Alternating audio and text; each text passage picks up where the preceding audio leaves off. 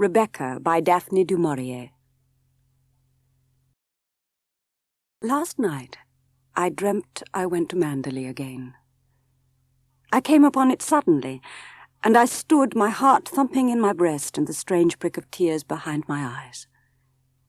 There was Manderley, our Manderley, secretive and silent as it has always been, the grey stone shining in the moonlight of my dream.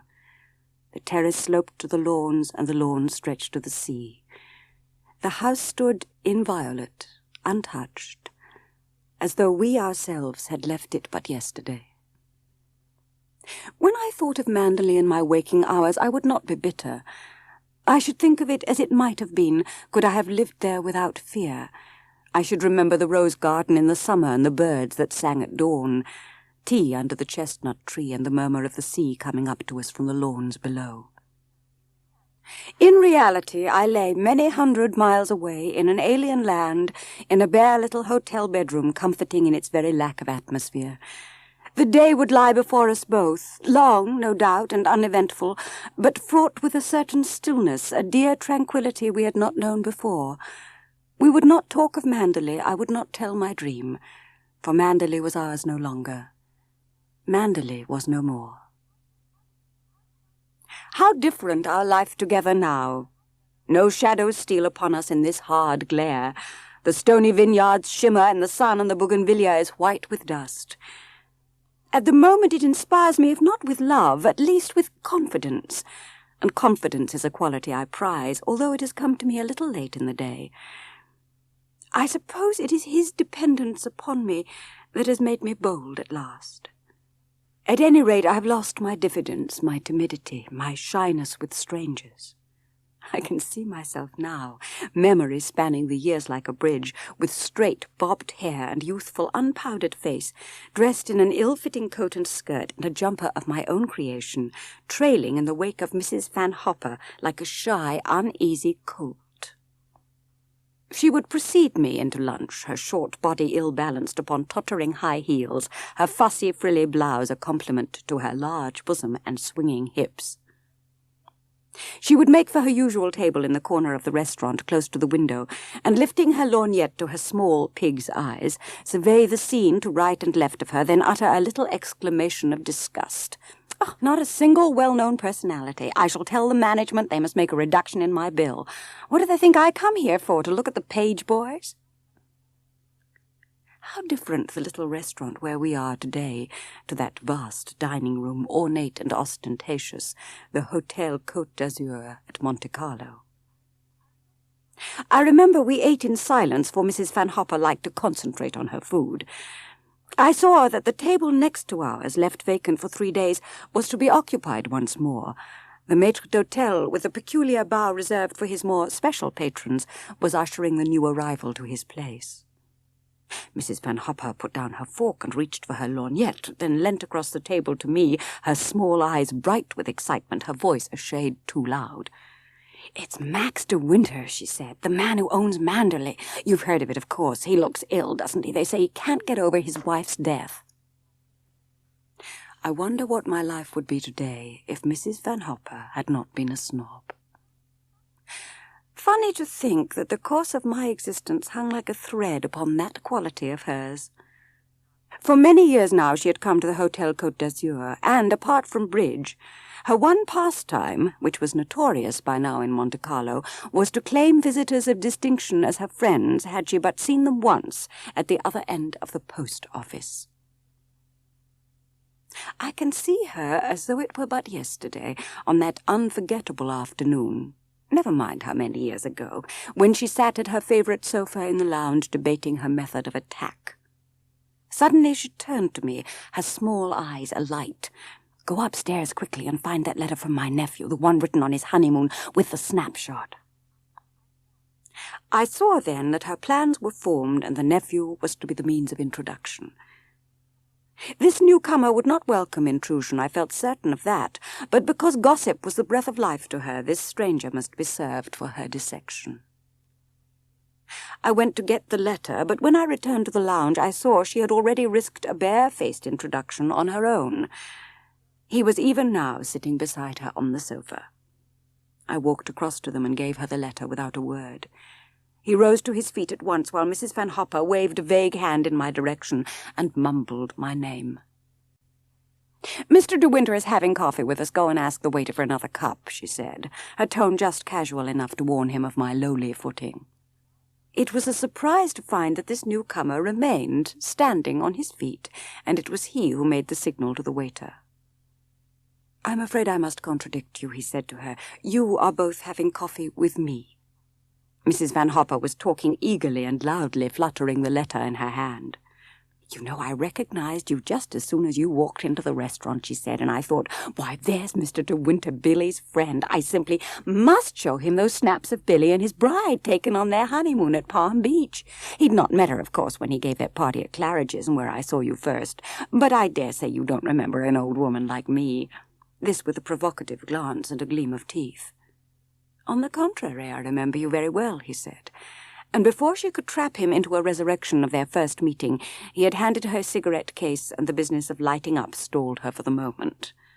But soon she continued inexorably.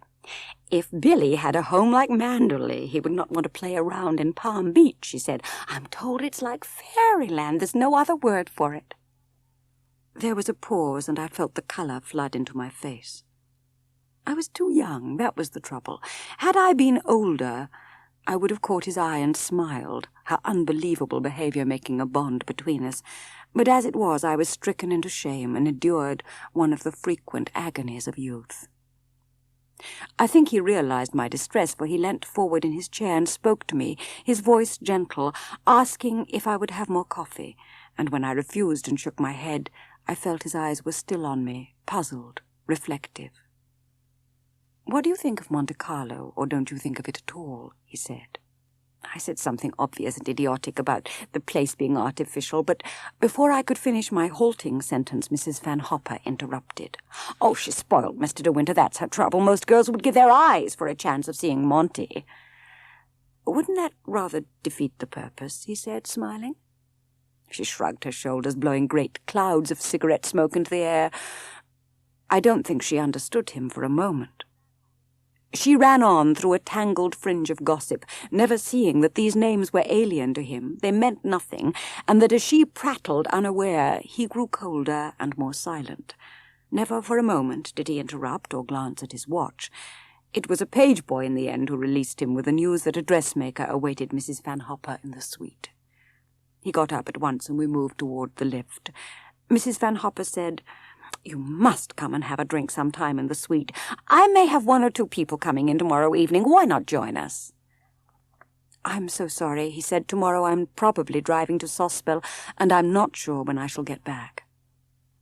Reluctantly she left it, but we still hovered at the entrance to the lift. "Your valet has unpacked for you, I suppose?" This familiarity was excessive even for her, and I caught a glimpse of his expression. "I don't possess one," he said quietly. "Perhaps you would like to do it for me." This time his shaft had found its mark, for she reddened and laughed a little awkwardly. She turned upon me. "Perhaps you could make yourself useful to Mr. de Winter if he wants anything done. You're a capable child in many ways." There was a momentary pause while I stood stricken, waiting for his answer.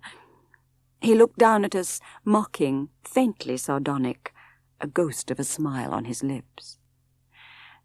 "A charming suggestion," he said, "but I cling to the family motto, 'He travels fastest who travels alone.'" And without waiting for her answer, he turned and left us. We arrived at our floor. The page boy flung open the gates. "Oh, by the way, dear," she said as we walked along the corridor, "I don't think I mean to be unkind, but you put yourself just a teeny bit forward this afternoon. Your efforts to monopolize the conversation quite embarrassed me, and I'm sure it did him. Men loathe that sort of thing." I said nothing. There seemed no possible reply. I knelt on the window seat and looked out upon the afternoon while Mrs. Van Hopper busied herself with her dressmaker. Someone knocked at the door, and the lift boy came in with a note in his hand. "Madame is in the bedroom," I told him, but he shook his head and said it was for me. I opened it and found a single sheet of notepaper inside with a few words written in an unfamiliar hand. "Forgive me. I was very rude this afternoon." That was all. No signature. "Is there an answer?" asked the boy. I looked up from the scrawled words. "No," I said. "No, there isn't any answer." The next morning Mrs. Van Hopper woke with a sore throat and a temperature of 102. I rang up her doctor, who came round at once and diagnosed the usual influenza. "You are to stay in bed until I allow you to get up," he told her. "I should prefer," he went on, turning to me, "that Mrs. Van Hopper had a trained nurse for a fortnight or so." I thought this rather absurd and protested, but to my surprise she agreed with him. Monte Carlo had begun to bore her, and this little illness would make a distraction. I left her quite happy after the arrival of the nurse, propped up on pillows with a falling temperature, and went down to the restaurant for lunch a good half-hour before our usual time. I expected the room to be empty. It was, except for the table next to ours. No doubt he was lunching early because he hoped to avoid us at 1 o'clock. It was a situation for which I was ill-trained. I went to our table, looking straight before me, and immediately paid the penalty of gaucherie by knocking over the vase of stiff anemones as I unfolded my napkin. The water soaked the cloth and ran down onto my lap. In a second, though, my neighbour was by my side, dry napkin in hand. "You can't sit at a wet tablecloth," he said brusquely. "It'll put you off your food." The waiter, seeing the disturbance, came swiftly to the rescue. "Leave that," he said suddenly, "and lay another place at my table. Mademoiselle will have luncheon with me." "Please," I begged, "don't be polite. It's very kind of you, but I shall be quite all right if the waiter just wipes the cloth." "But I'm not being polite," he insisted. "I would like you to have luncheon with me, even if you had not knocked over that vase so clumsily.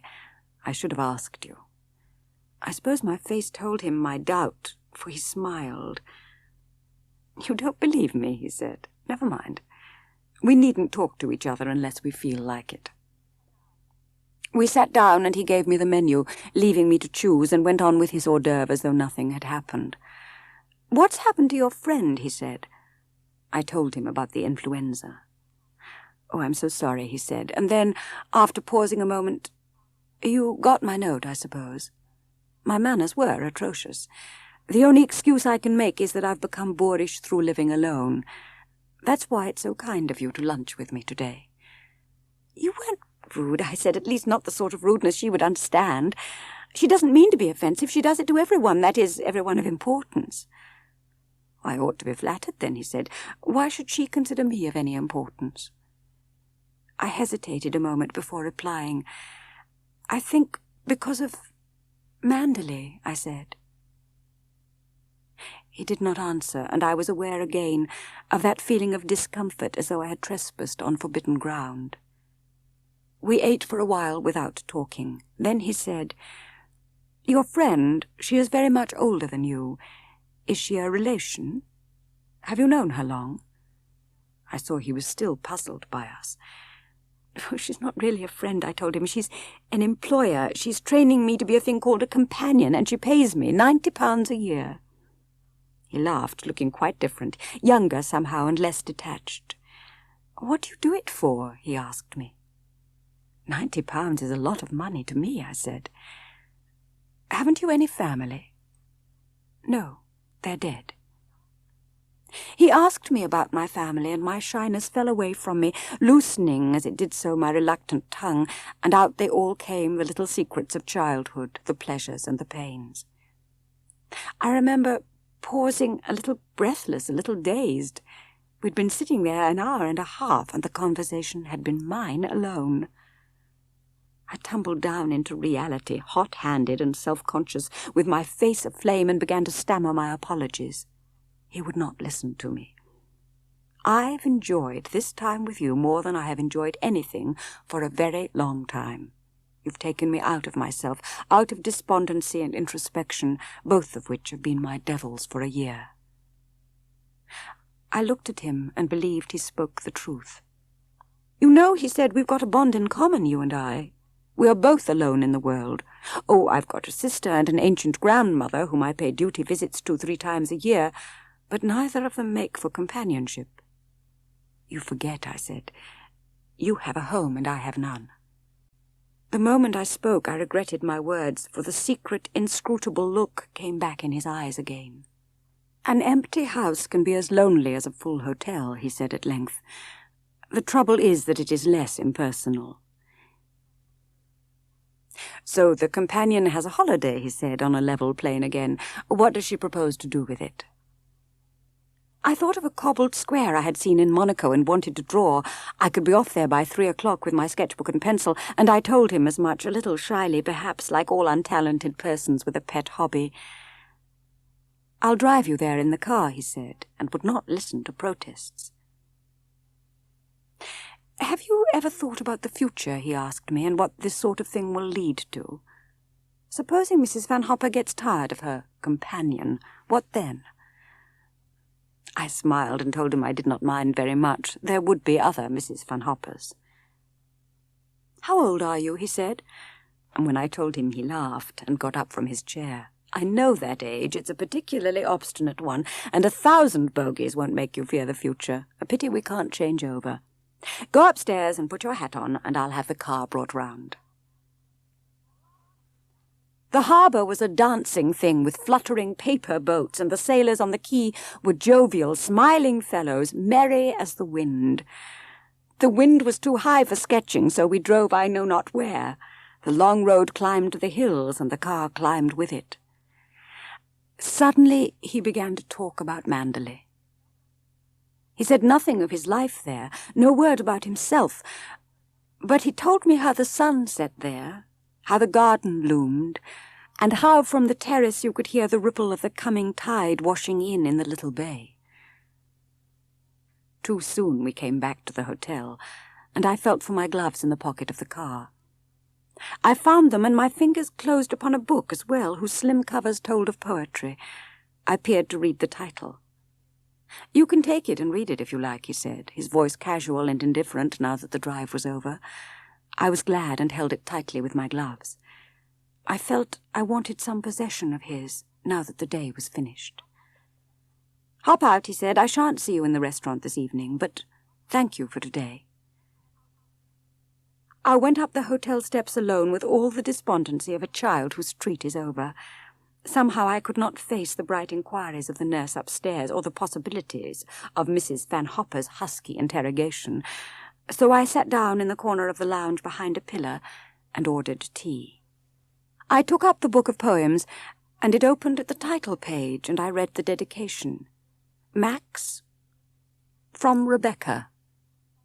I shut the book with a snap, and saw in my mind the face of Mrs. Van Hopper in the restaurant the day before, her small pig's eyes darting to the neighbouring table. "An appalling tragedy," she was saying. "The papers were full of it, of course. They say he never talks about it, never mentions her name. She was drowned, you know, in the bay near Manderley."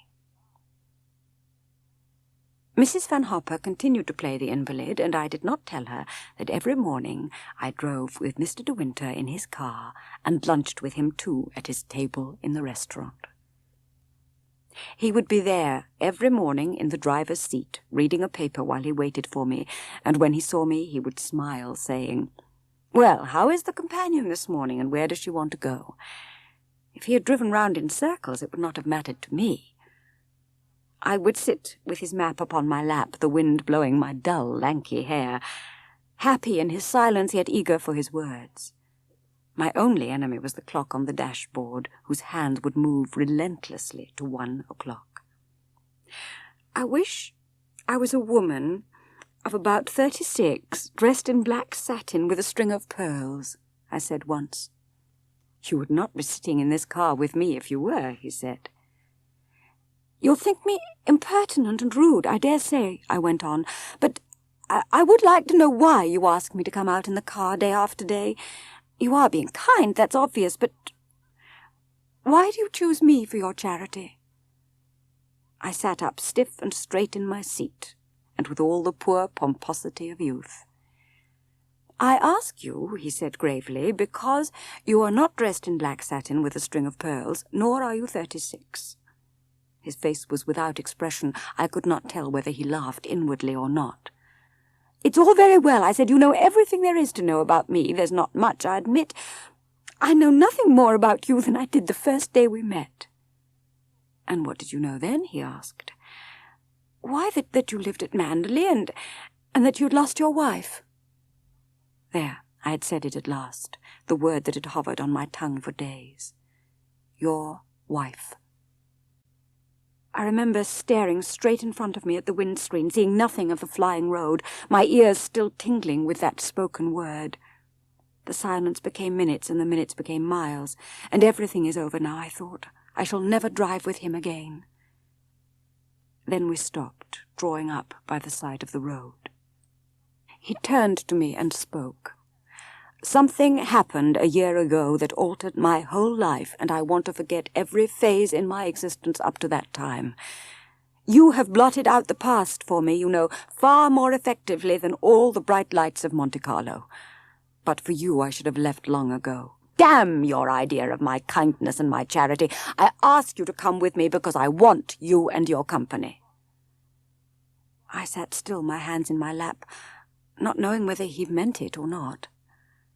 Without a word, he started up the engine and turned the car round the way that we had come. The tears welled into my eyes and strayed upon my cheeks. Whether he had turned his head to look at me, I do not know, for I watched the road ahead with blurred and steady stare, but suddenly he put out his hand and took hold of mine, and kissed it, still saying nothing, and then he threw his handkerchief on my lap, which I was too ashamed to touch. "To hell with this," he said suddenly, as though angry, as though bored, and he pulled me beside him and put his arm around my shoulder, still looking straight ahead of him, his right hand on the wheel. He drove, I remember, even faster than before. "I suppose you're young enough to be my daughter, and I don't know how to deal with you," he said. "My family always call me Maxim. I'd like you to do the same. You've been formal with me long enough." He felt for the brim of my hat and took hold of it, throwing it over his shoulder to the back seat, and then bent down and kissed the top of my head. "Promise me you'll never wear black satin," he said. I smiled then, and he laughed back at me, and the morning was a shining thing. I knew that Mrs. Van Hopper and I would be leaving Monte Carlo soon, but I had tried not to think about it. But the day came much sooner than I imagined, and now I was packing. The episode was finished with the snapping of the lock.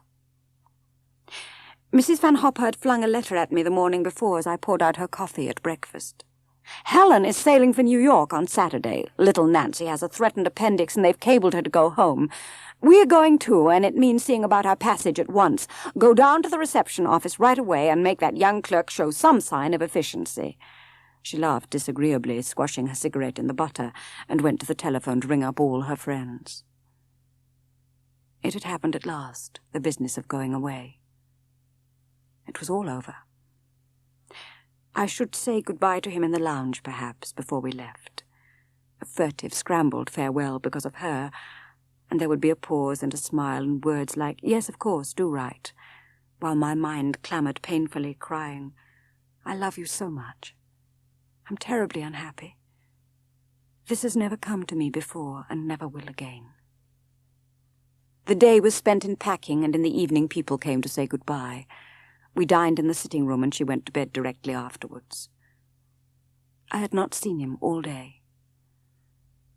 I know I cried that night, bitter, youthful tears that could not come from me today. The throbbing head, the swollen eyes, the tight, contracted throat, and the wild anxiety in the morning to hide all traces from the world. A panic, too, that one might cry again, the tears swelling without control, and a fatal trembling of the mouth lead one to disaster. "I hate hanging about once everything is packed," she grumbled. "We ought to have decided on the earlier train." She glanced at her watch. "I suppose they could change the reservations, go down to the office and see." This was the end, then. Even my morning must be taken from me because she was bored. Well, then, I would fling away restraint and modesty. I would not be proud any more. I knew the number of his room, and I hammered at the door, very flushed in the face and breathless. "Come in," he shouted. And I opened the door, repenting already, my nerve failing me. He was shaving by the open window, a camel-hair jacket over his pyjamas. I was merely foolish when I had felt myself dramatic. "What do you want?" he said. Is something the matter?" "I've come to say goodbye," I said. "We're going this morning." He stared at me, then put his razor down on the washstand. "Shut the door," he said. I closed it behind me and stood there, my hands hanging by my side. "What on earth are you talking about?" he asked. It's true, we're leaving today, and I was afraid I shouldn't see you again. I felt I must see you before I left, to thank you." They tumbled out the idiotic words, and I was stiff and awkward. "Why didn't you tell me about this before?" he said. "She only decided yesterday. We're sailing for New York." He picked up his razor again and took the soap off his face. "Sit down," he said. "I'll dress in the bathroom and be ready in 5 minutes." When he was ready, he said, "So Mrs. Van Hopper has had enough of Monte Carlo, and now she wants to go home. So do I. She to New York, and I to Mandalay. Which would you prefer? You can take your choice. Either you go to America with Mrs. Van Hopper, or you come home to Mandalay with me." "Do you mean you want a secretary or something?" "No, I'm asking you to marry me, you little fool." I don't believe, even in my fiercest moments, I'd considered this possibility. "You think I asked you to marry me for the same reason you believed I drove you about in the car and gave you dinner that first evening? To be kind? Don't you?" "Yes," I said. "One day," he said, "you may realize that philanthropy is not my strongest quality. At the moment, I don't think you realize anything at all. You haven't answered my question. Are you going to marry me?" "My suggestion doesn't seem to have gone too well," he said. "I'm sorry. I rather thought you loved me. A fine blow to my conceit." "I do love you," I said. "I love you dreadfully. I've been crying all night because I thought I should never see you again." When I said this, I remember, he laughed and stretched his hand to me across the breakfast table. "Bless you for that," he said. "One day, when you reach that exalted age of 36, which you told me was your ambition, I'll remind you of this moment, and you won't believe me. It's a pity you have to grow up." I was ashamed already and angry with him for laughing. So women did not make these confessions to men. I had a lot to learn. He looked up and saw the anxiety on my face. "I'm being rather a brute to you, aren't I?" he said. "This isn't your idea of a proposal. We ought to be in a conservatory, you in a white frock with a rose in your hand and a violin playing a waltz in the distance. Poor darling, what a shame. Never mind. I'll take you to Venice for our honeymoon, and we'll hold hands in the gondola. But we won't stay too long, because I want to show you Mandalay." He wanted to show me Mandalay, and suddenly I realized that it would all happen. I would be his wife. I would be Mrs. de Winter. "Am I going to break the news to Mrs. Van Hopper, or are you?" he said casually. "Oh, you tell her," I said. "She'll be so angry." When we entered the suite, Mrs. Van Hopper called from the sitting room, "What in the name of Mike have you been doing?" "I'm afraid it's all my fault," he said, going into the sitting room, shutting the door behind him, and I heard her exclamation of surprise. Then I went into my bedroom and sat down by the open window. It was like waiting in the anteroom at the doctor's. It would have been better, after all, more natural, surely, to have gone in hand, and for him to say, "We're going to be married. We're very much in love." In love? He'd not said anything yet about being in love. After a while, the door opened, and he came into the room. "All's well," he said. "Shock made her speechless at first, but she's beginning to recover, so I'm going downstairs to the office to make certain she will catch the first train. Go and talk to her." He smiled and waved his hand and went off down the corridor alone. I went to Mrs. Van Hopper, uncertain, rather self-conscious. "Well," she said, her voice dry and hard, not the voice she would have used to him. "It was a lucky thing for you I had the influenza," she said. She looked at me curiously and ran her eyes over my figure like a judge at a cattle show. There was something inquisitive about her eyes, something unpleasant. "Of course," she said, "you know why he's marrying you, don't you? You haven't flattered yourself he's in love with you. The fact is, that empty house got on his nerves to such an extent he nearly went off his head. He admitted as much before you came into the room. He just can't go on living there alone." We came to Manderley in early May, arriving, so Maxim said, with the first swallows and the bluebells. Now the moment was upon me. I wished it delayed. I wanted to be a traveller on the road, a bride in love with her husband, not myself coming to Manderley for the first time, the wife of Maxim de Winter. Any measure of self-possession I had gained hitherto during the brief 7 weeks of marriage was like a rag now fluttering before the wind. It seemed to me that even the most elementary knowledge of behaviour was unknown to me now. I should not know my right hand from my left, whether to stand or sit, what spoons and forks to use at dinner. "Here we are," he said, a new note of excitement in his voice, and I gripped the leather seat of the car with my 2 hands. Perhaps he guessed something of my shyness at last, for he took my hand and kissed it, and laughed a little even as he spoke. "You mustn't mind if there's a certain amount of curiosity," he said. "Everyone will want to know what you're like. You've only got to be yourself, and they will all adore you. And you don't have to worry about the house. Mrs. Danvers does everything. Just leave it all to her. She'll be stiff with you at first, I dare say, but you mustn't let it worry you. It's just her manner." The drive twisted and turned as a serpent, scarce wider in places than a path, and above our heads was a great colonnade of trees. Suddenly I saw a clearing in the dark drive ahead, and a patch of sky, and in a moment the dark trees had thinned, and we turned the last corner, and so came to Manderley. As we drove up to the wide stone steps and stopped before the open door, I saw through one of the mullioned windows that the hall was full of people, and I heard Maxim swear under his breath. "Damn that woman," he said. "She knows perfectly well I did not want this sort of thing," and he put on the brakes with a jerk. "What's the matter?" I said. "Who are all those people?"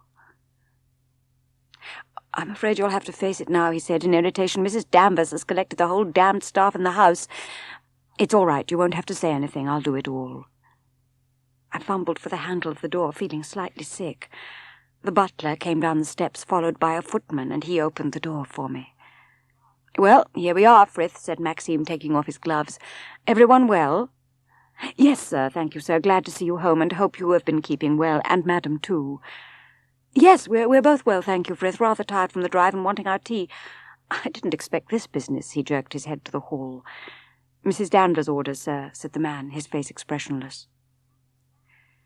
Maxim and I went up the steps, and there, ranged one behind the other in the hall, a sea of faces, open-mouthed and curious.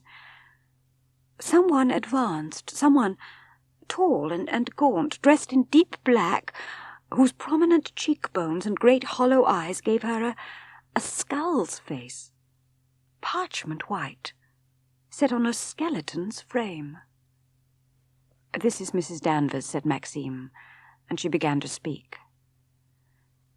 I can't remember her words now, but I know that she bade me welcome to Manderley. I saw a little smile of scorn upon her lips, and I guessed at once she considered me ill-bred. Maxim took my arm and bore me off to the library to tea, closing the doors behind us, and we were alone again. 2 cocker spaniels came from the fireside to greet us. They pawed at Maxim, then came to me, sniffing at my heels, rather uncertain, rather suspicious. One was the mother, blind in one eye, and soon she had had enough of me, but Jasper, the younger, put his nose into my hand and laid a chin upon my knee. It was a deep, comfortable room with books lining the walls to the ceiling. The long windows looked out upon the lawns, and beyond the lawns to the distant shimmer of the sea. A room for peace, a room for meditation. Soon tea was brought to us, a stately little performance enacted by Frith and the young footman, in which I played no part until they had gone, and while Maxim glanced through his great pile of letters, I swallowed my scalding tea. I leant back in my chair, glancing about the room, trying to instill into myself some measure of confidence, some genuine realization that I was here at Manderley. My vision was disturbed by the opening of the door, and Frith came in with a footman to clear the tea. "Mrs. Danvers wondered, madam, whether you would like to see your room," he said. Maxim glanced up from his letters. "What sort of job have they made of the east wing?" he said. "Very nice indeed, sir, it seems to me. I should imagine you would be very comfortable there, sir. It's a lot lighter, of course, on that side of the house." "Have you been making alterations?" I asked. "Oh, nothing much," said Maxim briefly. "Run along and make friends with Mrs. Danvers. It's a good opportunity." I got up slowly, my old nervousness returning, and went out into the hall. A black figure stood waiting for me at the head of the stairs, the hollow eyes watching me intently from the white skull's face. I went up the great stairs towards her, and she waited motionless, her hands folded before her, her eyes never leaving my face. I hope I haven't kept you waiting," I said. "It's for you to make your own time, madam," she answered. We went along the broad carpeted passage, and we came to a little ante-room or boudoir, furnished with a sofa, chairs, and writing desk, which opened out to a large double bedroom with wide windows and a bathroom beyond. "Oh, it's a very charming room," I said, "and I'm sure I shall be comfortable. I understand that it's been done up for our return." "Yes," she said. "It was never much used except for occasional visitors. But Mr. de Winter gave special orders in his letter that you would have this room." Then this was not his bedroom originally," I said. "No, madam, he's never used the room in this wing before." "Oh," I said, "he didn't tell me that." There was silence between us. I wished she would go away. I suppose you've been at Manderley for many years," I said, making a fresh effort. "I came here when the first Mrs. de Winter was a bride," she said, and her voice was harsh now with unexpected animation, with life and meaning, and there was a spot of colour on the gaunt cheekbones. The change was so sudden that I was shocked and a little scared. I did not know what to do or what to say. She hesitated by the doorway, her hand on the handle of the open door. It was as though she still had something to say to me, and could not decide upon the words. "Mr. de Winter said you would prefer to be on this side," she said. The bedroom in the big suite in the west wing was Mrs. de Winter's room. Then I saw a shadow flit across her face, and she drew back against the wall, effacing herself, as a step sounded outside, and Maxim came into the room. "How is it?" he said to me. "All right? Do you think you'll like it?" He looked round with enthusiasm, pleased as a schoolboy. "I always thought this a most attractive room," he said. "You've made a great success of it, Mrs. Danvers. I give you full marks." "Thank you, sir," she said, her face expressionless, and then she turned and went out of the room, closing the door softly behind her. "How did you get on with old Danvers?" he said. "She seems just a little bit stiff," I said after a moment or two.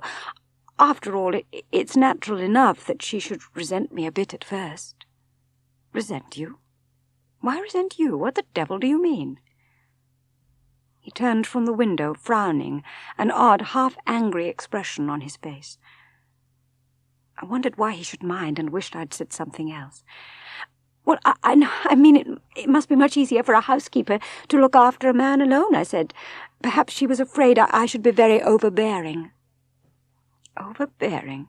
My God," he began. "If you think—" And then he stopped and came across to me and kissed me on the top of my head. "Let's forget about Mrs. Danvers," he said. "Come along and let me show you something of Manderley." I'd never realized, of course, that life at Manderley would be so orderly and planned. I remember now, looking back, how on that first morning Maxim was up and dressed and writing letters even before breakfast. "Oh, by the way," he said, "my sister Beatrice has asked herself over to lunch. I suppose she wants to have a look at you." Today, I said, my spirits sinking to zero. "Yes, you'll like her, I think. She's very direct, believes in speaking her mind." I found this hardly comforting. Maxim got up from his chair. "I've got a mass of things to see to this morning. Do you think you can amuse yourself?" he said. "Of course," I said. "I shall be quite happy." Then he picked up his letters and went out of the room, and I remember thinking this was not how I imagined my first morning. I lingered long over my first breakfast, spinning out the time, and it was not until I saw Frith come in and look at me from behind the service screen that I realized it was after 10 o'clock. "There's a good fire in the morning room, madam," he said. "Mrs. de Winter always did her correspondence and telephoning there after breakfast. The house telephone is also there, should you wish to speak to Mrs. Danvers." "Oh, thank you, Frith," I said. I went through then to the little morning room I had not seen before.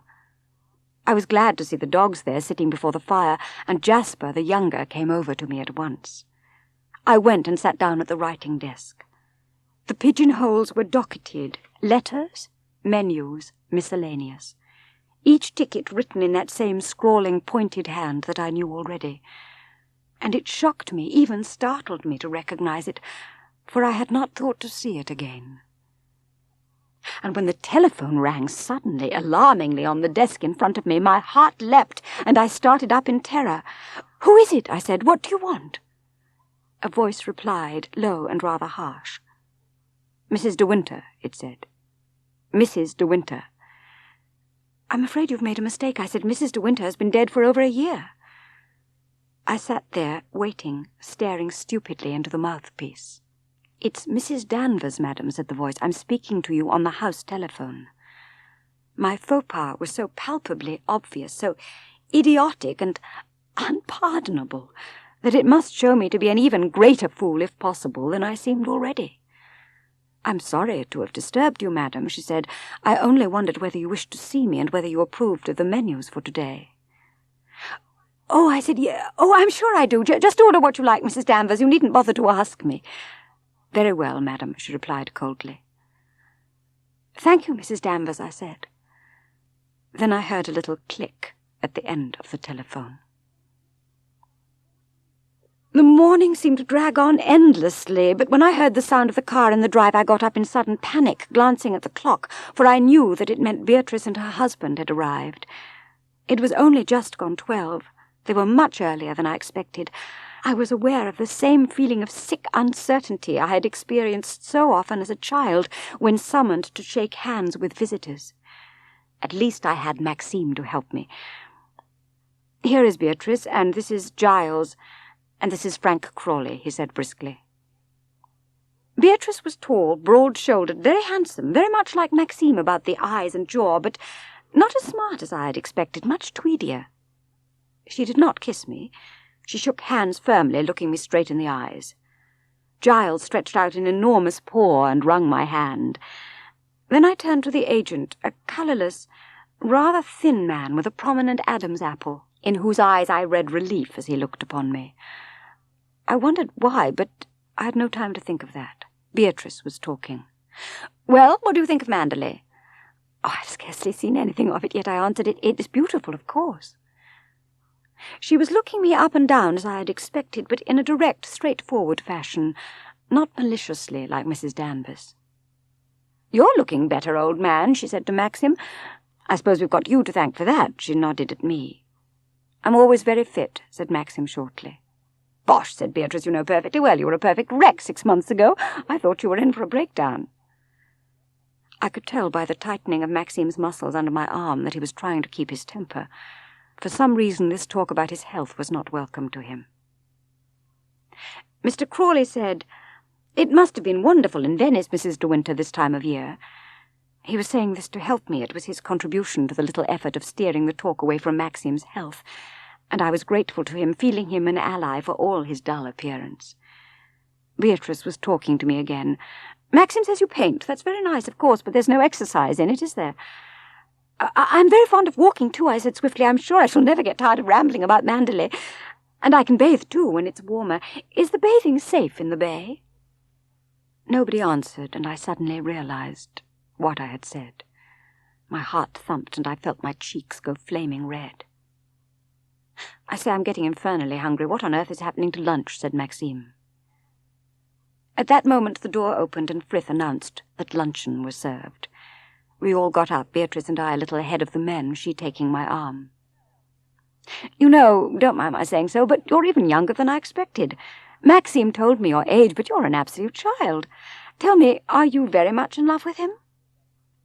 I was not prepared for this question, and she must have seen the surprise on my face, for she laughed lightly and squeezed my arm. "Don't answer," she said. "I can see what you feel. I do hope you will be happy." "Thank you, Beatrice," I said.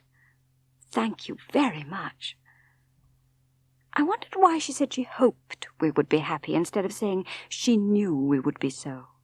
She was kind. She was sincere. I liked her very much, but there was a tiny doubt in her voice that made me afraid. "Poor Maxim," she said. "He went through a ghastly time, and let's hope you've made him forget about it." Lunch passed off better than I had dared hope, though Maxim looked tired, rather jaded. I began to wish none of them had come. It was too much of an effort, just as we returned. When we finally watched the car disappear round the sweep of the drive, Maxim took my arm and said, "Thank God, that's that. Come on, I want to walk." And we set off together across the lawn to the woods, Jasper running in front. We came to a clearing in the woods, and there were two paths going in opposite directions. Jasper took the right-hand path without hesitation. "Not that way," called Maxim. "Come on, old chap." The dog looked back at us and stood there wagging his tail, but did not return. "Why does he want to go that way?" I asked. "I suppose he's used to it," said Maxim briefly. "It leads to a small cove where we used to keep a boat. Come on, Jasper, old man." We came to the end of the path, and I saw that we were standing in a little narrow cove, the shingle hard and white under our feet, and the sea was breaking on the shore beyond us. Maxim picked up a stone and flung it across the beach for Jasper. "Fetch it, good man." And Jasper streaked away in search of the stone, his long black ears flapping in the wind.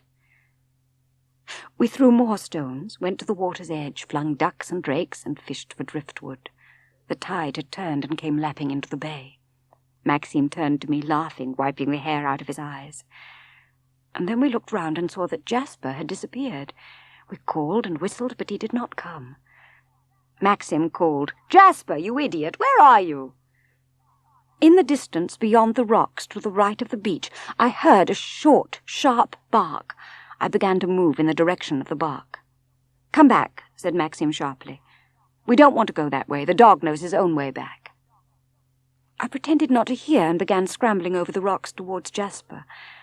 It was heartless of Maxim to leave him, I thought, and I could not understand it. Besides, the tide was coming in. I came up beside another cove similar to the one I had left. There was a buoy anchored there, but no boat.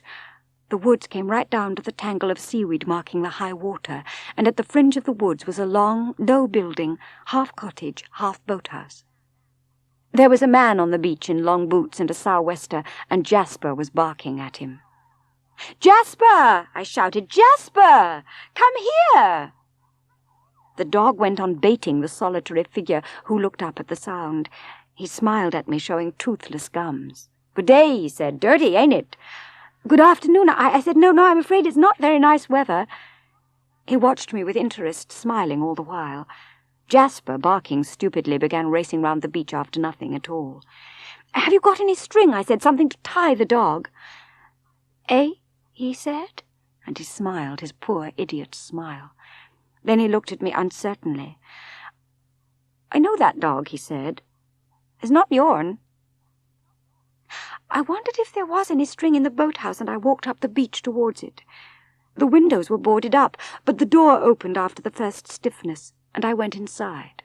I expected to find just the usual boat store, but the room was furnished. For a moment I thought it must be inhabited. Perhaps the poor man on the beach lived here, but I looked around me again and saw no sign of recent occupation. No one lived here. No one came here. It was damp in the cottage and chill, dark and oppressive. I did not like it. A ball of twine lay on the shelf, a rusted clasp knife beside it. I opened the knife, cut a length of twine, and came out of the cottage hurriedly. The man was still watching me, Jasper at his side. As I tied the string loosely round Jasper's collar, the man said, "She don't go in there now. She's gone to the sea, ain't she?" he said. "She won't come back no more. "No," I said. "She'll not come back." "I never said nothing, did I?" he said. No, of course not. Don't worry," I said, and went across the shingle. I saw Maxim waiting for me. "Oh, I'm sorry," I said. "What's the point? We're here now," he said briefly. We went up past the cottage and struck into a path through the woods. "It was Jasper's fault," I said. "He kept barking at the man. Who was he?" "Only Ben," said Maxim. "He's quite harmless, poor devil. Where did you get that piece of twine?" I found it in the cottage on the beach," I said. "Was the door open?" he asked. "Yes, I pushed it open." "Oh," he said shortly. "Oh, I see." And then he added after a moment or two, "That cottage is supposed to be locked. The door has no business to be open." I said nothing. It was not my affair. "Jasper knew his way back perfectly. I can't think what you wanted to go after him for." "I was afraid of the tide," I said. "Is it likely I should have left the dog had there been any question of the tide?" said Maxim. "I told you not to go on those rocks. I never go near the bloody place or that goddamned cottage, and if you had my memories you would not want to go there either, or talk about it, or even think about it. There, you can digest that if you like, and I hope it satisfies you." His face was white and his eyes strained and wretched, with that dark, lost look they had had when I first met him. "We ought never to have come back to Mandalay. Oh, God, what a fool I was to have come back," he said. We came to the house without a word. The episode was finished. We must not speak of it again. The next day I saw Frank Crawley as I took Jasper for his walk. We chatted, and I said, "I was down on one of the beaches the other day. I'm afraid that cottage place is going to rack and ruin. Why isn't something done about it? It seems such a pity." I knew he would not answer at once. He bent down to tie up his shoelace. I pretended to examine a leaf on one of the shrubs. "I think if Maxim wanted anything done, he would tell me," he said, still fumbling with his shoe. "Are they all Rebecca's things?" I asked.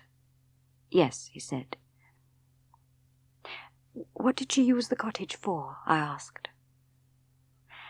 "It was a boathouse originally," he said, his voice constrained. "Then she converted it like that, had furniture put in and china. I thought it funny the way he called her she. He did not say Rebecca or Mrs. de Winter, as I had expected him to do."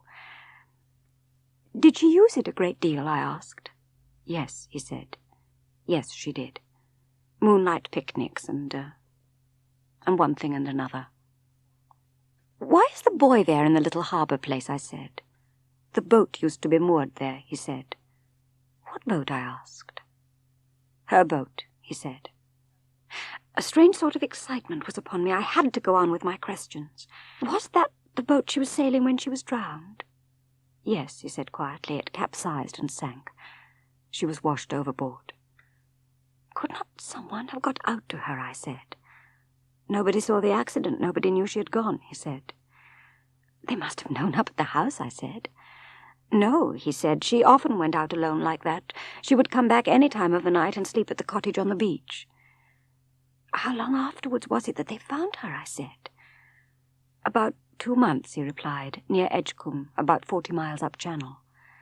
How did they know it was her after 2 months? How could they tell?" I said. I wondered why he paused before each sentence as though he weighed his words. Had he cared for her then? Had he minded so much? "Maxim went up to Edgecombe to identify her," he said. Suddenly, I did not wish to ask him any more. I felt sick at myself. My questions had been shameful. Frank Crawley must despise me. "Frank," I said desperately, "I know what you're thinking.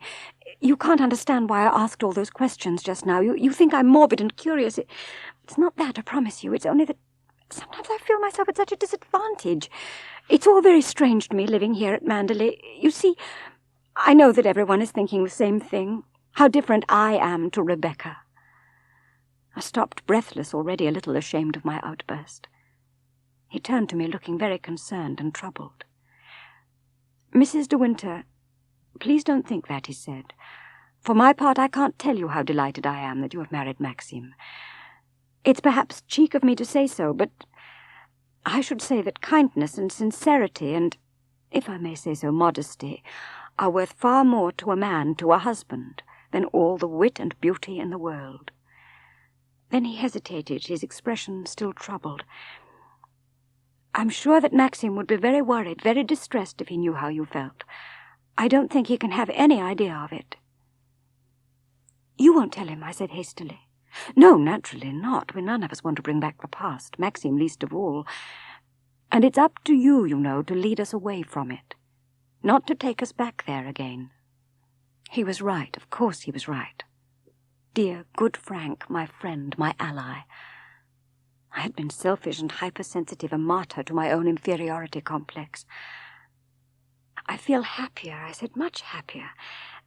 And I've got you for my friend, whatever happens, haven't I?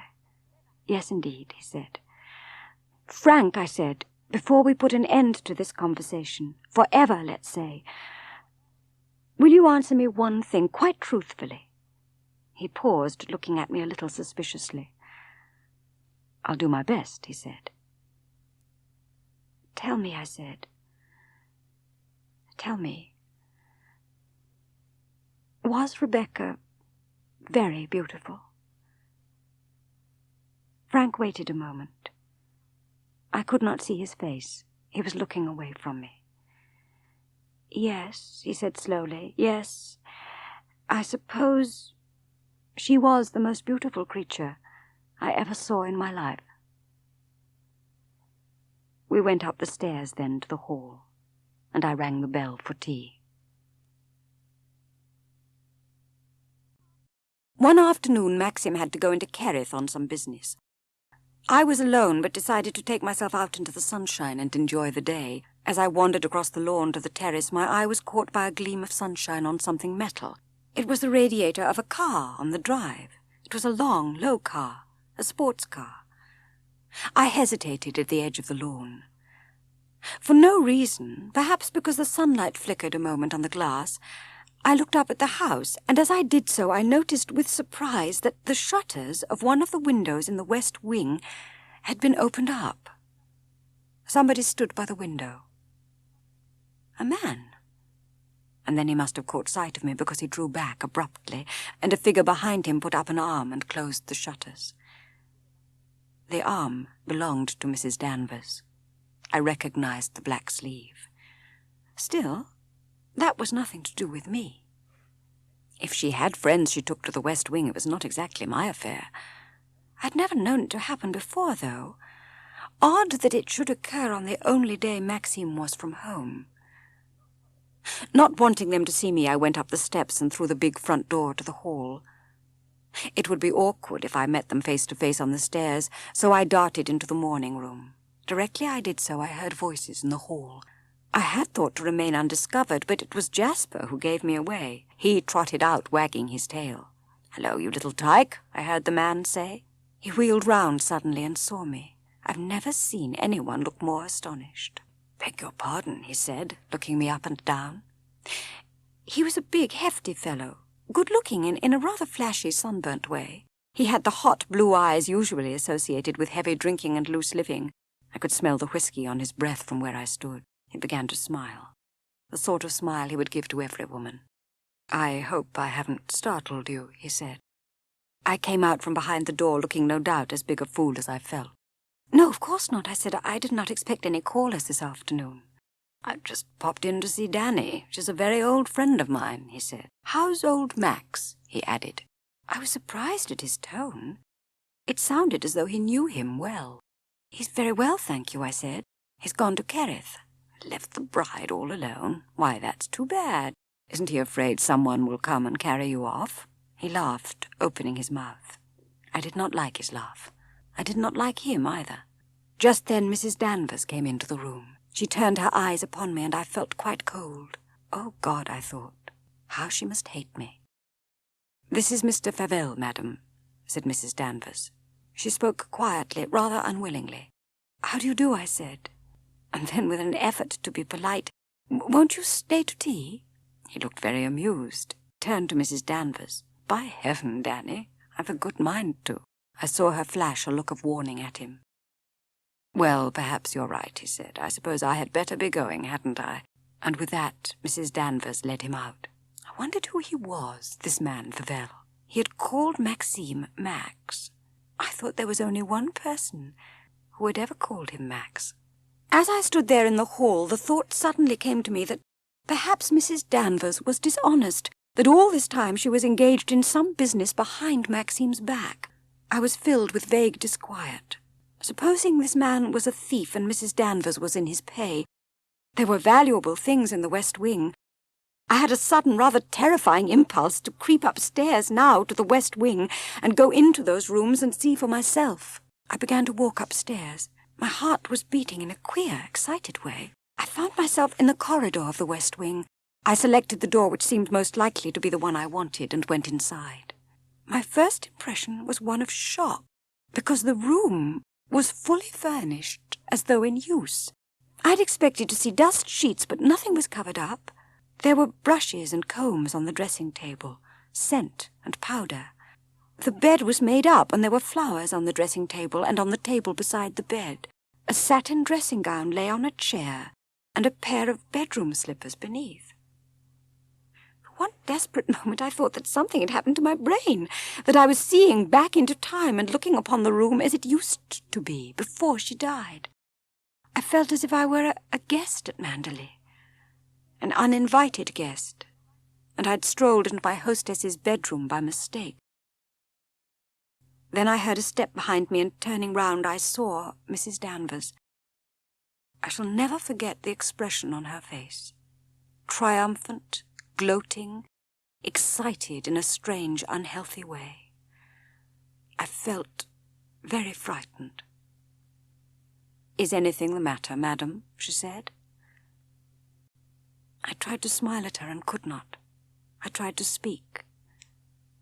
"Are you feeling unwell?" she said, coming nearer to me, speaking very softly. I backed away from her. I believe if she had come any closer to me, I should have fainted. She smiled, and her manner, instead of being still and unbending as it usually was, became startlingly familiar, fawning even. "Now you are here, let me show you everything," she said, her voice ingratiating and sweet as honey, horrible, false. "I know you wanted to see it all. You've wanted to for a long time, and you were too shy to ask. It's a lovely room, isn't it? The loveliest room you have ever seen." She took hold of my arm and walked me towards the bed. I could not resist her. I was like a dumb thing. The touch of her hand made me shudder, and her voice was low and intimate, a voice I hated and feared. That was her bed. It's a beautiful bed, isn't it? This was the nightdress she was wearing for the last time before she died. Would you like to touch it? I put it out like this, just as I put it out for her the night she never came back, the night she was drowned. Her fingers tightened on my arm. She bent down to me, her skull's face close, her dark eyes searching mine. "The rocks had battered her to bits, you know," she whispered, her beautiful face unrecognizable, both arms gone. Mr. de Winter identified her. You know now why Mr. de Winter does not use these rooms any more. Listen to the sea. I forced a smile. I could not speak. My throat felt dry and tight. "It's not only this room," she said. "I feel her everywhere. You do too, don't you? Sometimes I wonder if she comes back here to Manderley and watches you and Mr. de Winter together." We stood there by the door staring at one another. I could not take my eyes away from hers. How dark and somber they were in the white skull's face. How malevolent, how full of hatred. She stepped aside for me to pass. I did not speak to her. I went down the stairs blindly and turned the corner and pushed through the door that led to my own rooms. Then I lay down on my bed and closed my eyes. I felt deadly sick as I wondered desperately whether Maxime went as Mrs. Danvers did and touched Rebecca's nightdress on the bed. Presently I went downstairs to the library. As I came near I heard the sound of voices, one raised louder than the other, Maxime's voice. The door was shut. I hesitated a moment before going in. "I don't care that he was her cousin," Maxim said. "You can write and tell him from me to keep away from Manderley in future, do you hear? I happen to know his car was seen here this afternoon. If you want to meet him, you can meet him outside Manderley. I won't have him inside the gates. Do you understand? Remember, I am warning you for the last time." I ran swiftly up the stairs and hid in the gallery. Mrs. Danvers came out of the library, shutting the door behind her. Her face was grey with anger, distorted, horrible. Maxim never mentioned the incident. It was one Sunday, I remember, when we had an invasion of dreary visitors during the afternoon, that the subject of the fancy dress ball was first brought up. It was Lady Crowan, a tiresome, gushing woman who lived in Kerrith, who introduced the matter. "Oh, Mrs. de Winter," she asked, "there is something I've been wanting to ask you for ages. Now tell me, is there any chance of you reviving the Manderley fancy dress ball?" "Well, I don't know," said Maxim dryly. "It was all rather a business to organise." He lit a cigarette and his eyes met mine. "What do you think about it?" he asked. "I don't know," I said uncertainly. "I don't mind. Of course she longs to have a ball in her honour," gushed Lady Crowan. Maxim still watched me doubtfully. It occurred to me that perhaps he thought I could not face it, that being shy, as he knew only too well, I should find myself unable to cope. I did not want him to think that I should let him down. I think it would be rather fun," I said. Maxim looked away, shrugging his shoulders. "That settles it, of course," he said. "All right, Frank, you will have to go ahead with the arrangements. Better get Mrs. Danvers to help you. She'll remember the form." The news soon spread about the fancy dress ball. My little maid Clarice, her eyes shining with excitement, talked of nothing else. I gathered from her that the servants in general were delighted. "Mr. Frith says it will be like old times," said Clarice eagerly. "What will you wear, madam?" "I haven't made up my mind, Clarice," I said, "but I tell you what, when I do decide I shall tell you and nobody else. It will be a dead secret between us both."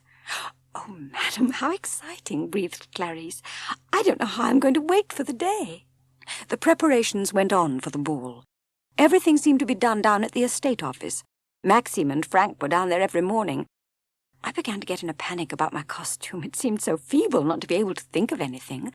One morning, when Mrs. Danvers had brought me the menu to approve, she asked, "Have you decided yet what you will wear, madam?" There was a hint of derision in her voice, a trace of odd satisfaction. I suppose she had heard of my efforts through Clarice in some way. "No," I said, "no, I haven't decided." She continued watching me. "I wonder you don't copy one of the pictures in the gallery," she said. "Yes, I might think about that," I said. I wondered privately why such an idea had never come to me before. It was an obvious and very good solution to my difficulty. "All the pictures in the gallery would make good costumes," said Mrs. Danvers, "especially that one of the young lady in white with her hat in her hand." Her voice was surprisingly normal and friendly. Did she want to be friends with me at last? "Has not Mr. de Winter suggested a costume for you?" she said. "No," I said, after a moment's hesitation. "No. I want to surprise him and Mr. Crawley." "It's not for me to make a suggestion, I know," she said, "but when you do decide, I should advise you to have your dress made in London. There is no one down here can do that sort of thing well. Voce in Bond Street is a good place, I know." "I must remember that," I said.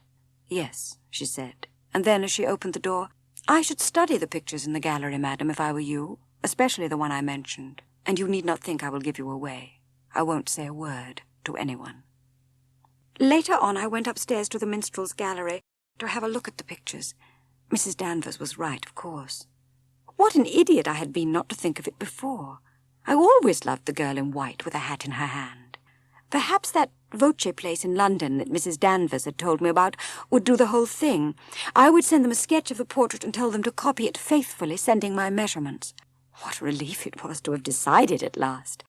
I began almost to look forward to the ball. The house began to wear a new expectant air. Men came to lay the floor for dancing in the great hall, and some of the furniture was moved. Lights were put up on the terrace, and in the rose garden, too, wherever one walked there would be some sign of preparation for the ball. The great day dawned, misty and overcast, but the glass was high, and we had no fears. The mist was a good sign. It cleared about 11, and we had a glorious, still summer's day without a cloud in the blue sky. Thank heaven Messrs. Voce had sent my dress in time. It looked perfect in its folds of tissue paper. And the wig was a triumph. I had tried it on after breakfast and was amazed at the transformation. I looked quite attractive, quite different altogether, not me at all. Someone much more interesting, more vivid and alive. Maxim and Frank kept asking me about my costume.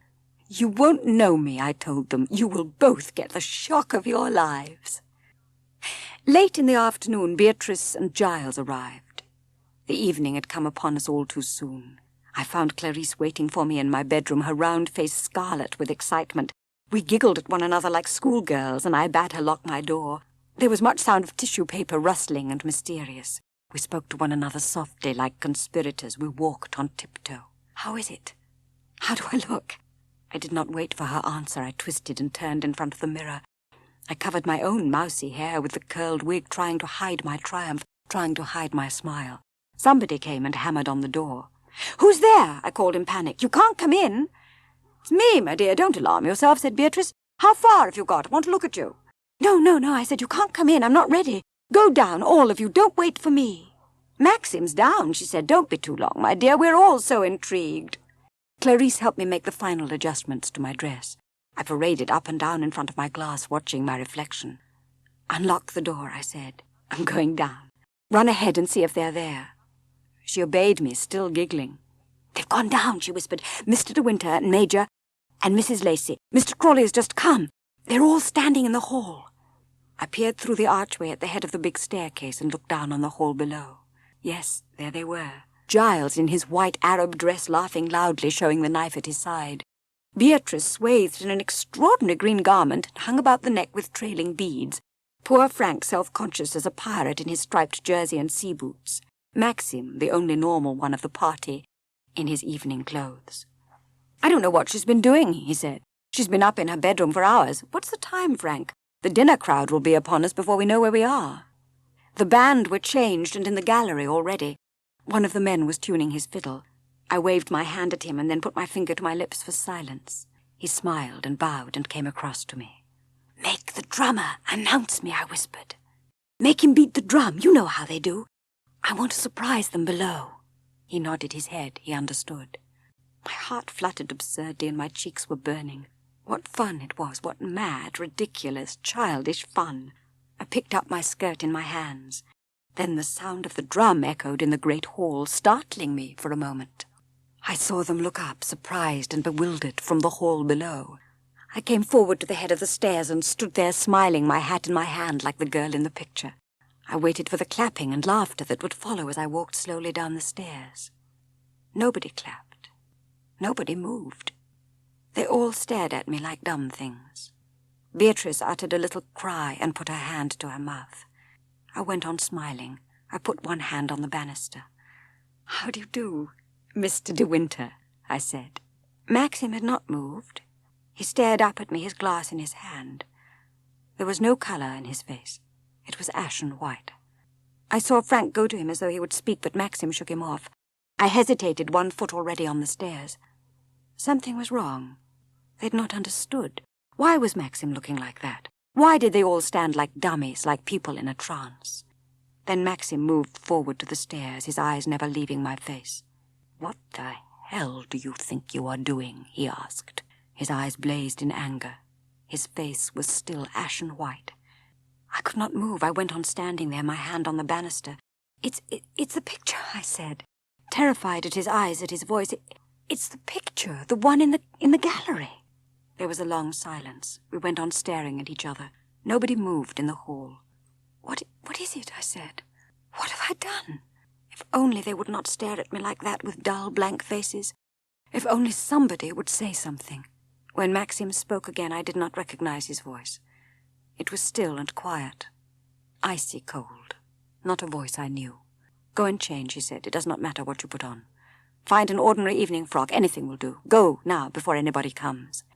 I could not speak. I went on staring at him. His eyes were the only living things in the white mask of his face.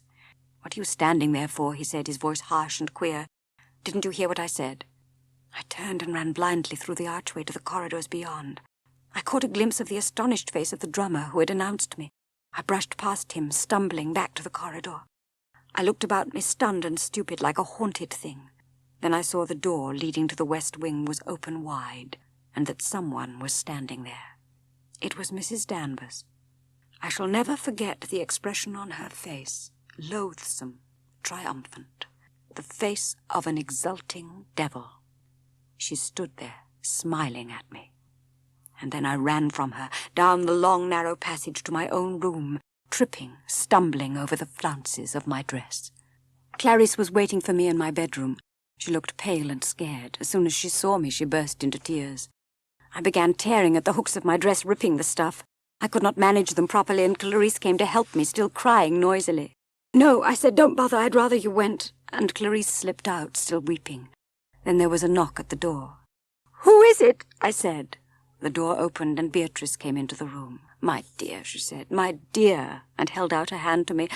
"Of course, I knew at once it was just a terrible mistake," she said. "You could not possibly have known. Why should you?" "Known what?" I said. "Why, the dress, you poor dear, the picture you copied of the girl in the gallery. It was what Rebecca did at the last fancy dress ball at Manderley. Identical, the same picture, the same dress. You stood there on the stairs, and for one ghastly moment I thought—" She did not go on with her sentence. She patted me on the shoulder. "We none of us expected it, and Maxim—" "Yes, Maxim," I said. "He thinks, you see, it was deliberate on your part. You had some bet that you would startle him, didn't you? Look, the first lot of people were arriving just as I came upstairs to you. I've told Frank and Giles to make up a story about your dress not fitting, and you are very disappointed." I did not say anything. I went on sitting on the bed with my hands in my lap. Beatrice left quietly. I kept seeing Maxim's eyes blazing in his white face, and behind him Giles and Beatrice and Frank standing like dummies, staring at me. I cleaned the makeup off my face that I had put on for the costume. I combed my hair and washed my hands. I put on a simple blue gown and the shoes that went with it. I might have been my old self again, going down to the lounge of the hotel with Mrs. Van Hopper. By the time I came downstairs, the door of the dining room was open. They were coming out of dinner, and there was a scraping of chairs, a babble of conversation and laughter. I walked slowly down the stairs to meet them. When I look back at my first party at Manderley, my first and my last, all I can remember is a sea of dim faces, none of whom I knew, and the slow drone of the band harping out a waltz that went on and on. Maxim never spoke to me. He never touched me. We stood beside one another, the host and the hostess, and we were not together. His eyes looked through me and beyond, cold, expressionless, to a place of pain and torture I could not enter. That night, when the ball was over, Maxim did not come to bed. The next morning I awoke with no illusions. Last night had shown me too well. My marriage was a failure. We were not suited to one another. I was too young for Maxim, too inexperienced, and more important still, I was not of his world. The fact that I loved him in a sick, hurt, desperate way, like a child or a dog, did not matter. It was not the sort of love he needed. He did not belong to me at all. He belonged to Rebecca. I got out of bed and pulled the curtains. The sun streamed into the room. The men had cleared the mess away from the rose garden. I went downstairs through the drawing room to the morning room. I picked up the telephone and asked for the number of the estate office. Perhaps Maxim was with Frank. I felt I must speak to him, even if it was only for 2 minutes. I must explain to him that I had not meant to do what I had done last night. Even if I never spoke to him again, I must tell him that. "Frank, it's me," I said. "Where's Maxim?" "I don't know. I haven't seen him. He's not been in this morning. Did you see him at breakfast?" "No, I did not get up," I said. "How did he sleep?" I hesitated. Frank was the only person I did not mind knowing. "He did not come to bed last night." There was silence at the other end of the line, as though Frank was thinking hard for an answer. "Oh," he said very slowly. "Oh, I see." And then, after a minute, "I was afraid something like that would happen." "Frank, I must see him," I said. "I've got to explain about last night. Maxime thinks I did it on purpose," I said, my voice breaking in spite of myself, and the tears that had blinded me last night and I had not shed came coursing down my cheeks 16 hours too late. "Maxime thinks I did it as a joke, a beastly, damnable joke." "No," said Frank. "No, you mustn't talk like that. Let me come and see you. I think I can explain." "No," I said, "perhaps it's a good thing. It's made me realize something I ought to have known before, that I ought to have suspected when I married Maxim." "What do you mean?" said Frank. His voice was sharp, queer. About him and Rebecca," I said. And as I said her name, it sounded strange and sour, like a forbidden word. He doesn't love me. He loves Rebecca, I said. He's never forgotten her. He thinks about her still, night and day. He's never loved me, Frank. It's always Rebecca, Rebecca, Rebecca. I heard Frank give a startled cry. Look here, he said, I've got to come and see you. I've got to. Do you hear? It's vitally important. I can't talk to you down the telephone, Mrs. De Winter. Mrs. De Winter? I slammed down the receiver. I did not want to see Frank. He could not help me over this. And Mrs. Danvers had meant this to happen. This was her triumph. And Rebecca's.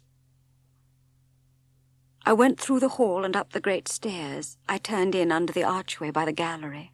I passed through the door to the west wing and so along the dark, silent corridor to Rebecca's room.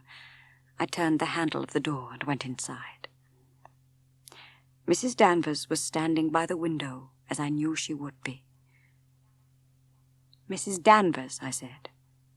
You've done what you wanted, haven't you, I said. You meant this to happen, didn't you? Are you pleased now? Are you happy? She turned her head away. Why did you ever come here, she said. Nobody wanted you at Manderley. We were all right until you came. I did not know what to say. The situation was mad, unreal. How dare you speak to me like that? How dare you, I said. I was not afraid of her any more. I went up to her, shook her by the arm. You made me wear that dress last night, I said. I should never have thought of it but for you. You did it because you wanted to hurt Mr. De Winter. You wanted to make him suffer. Hasn't he suffered enough without your playing that vile, hideous joke upon him? Do you think his agony and pain will bring Mrs. De Winter back again? She shook herself clear of me. The angry colour flooded her dead white face. What do I care for his suffering, she said. He's never cared about mine. How do you think I've liked it watching you sit in her place, hearing the servants talking about you as Mrs. De Winter?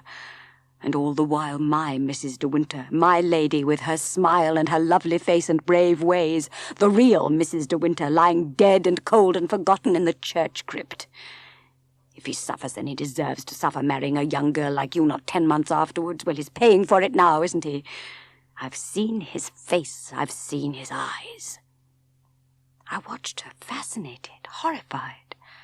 A queer, ecstatic smile was on her lips, making her older than ever, making her skull's face vivid and real. Then she began to cry, noisily, harshly, her mouth open and her eyes dry.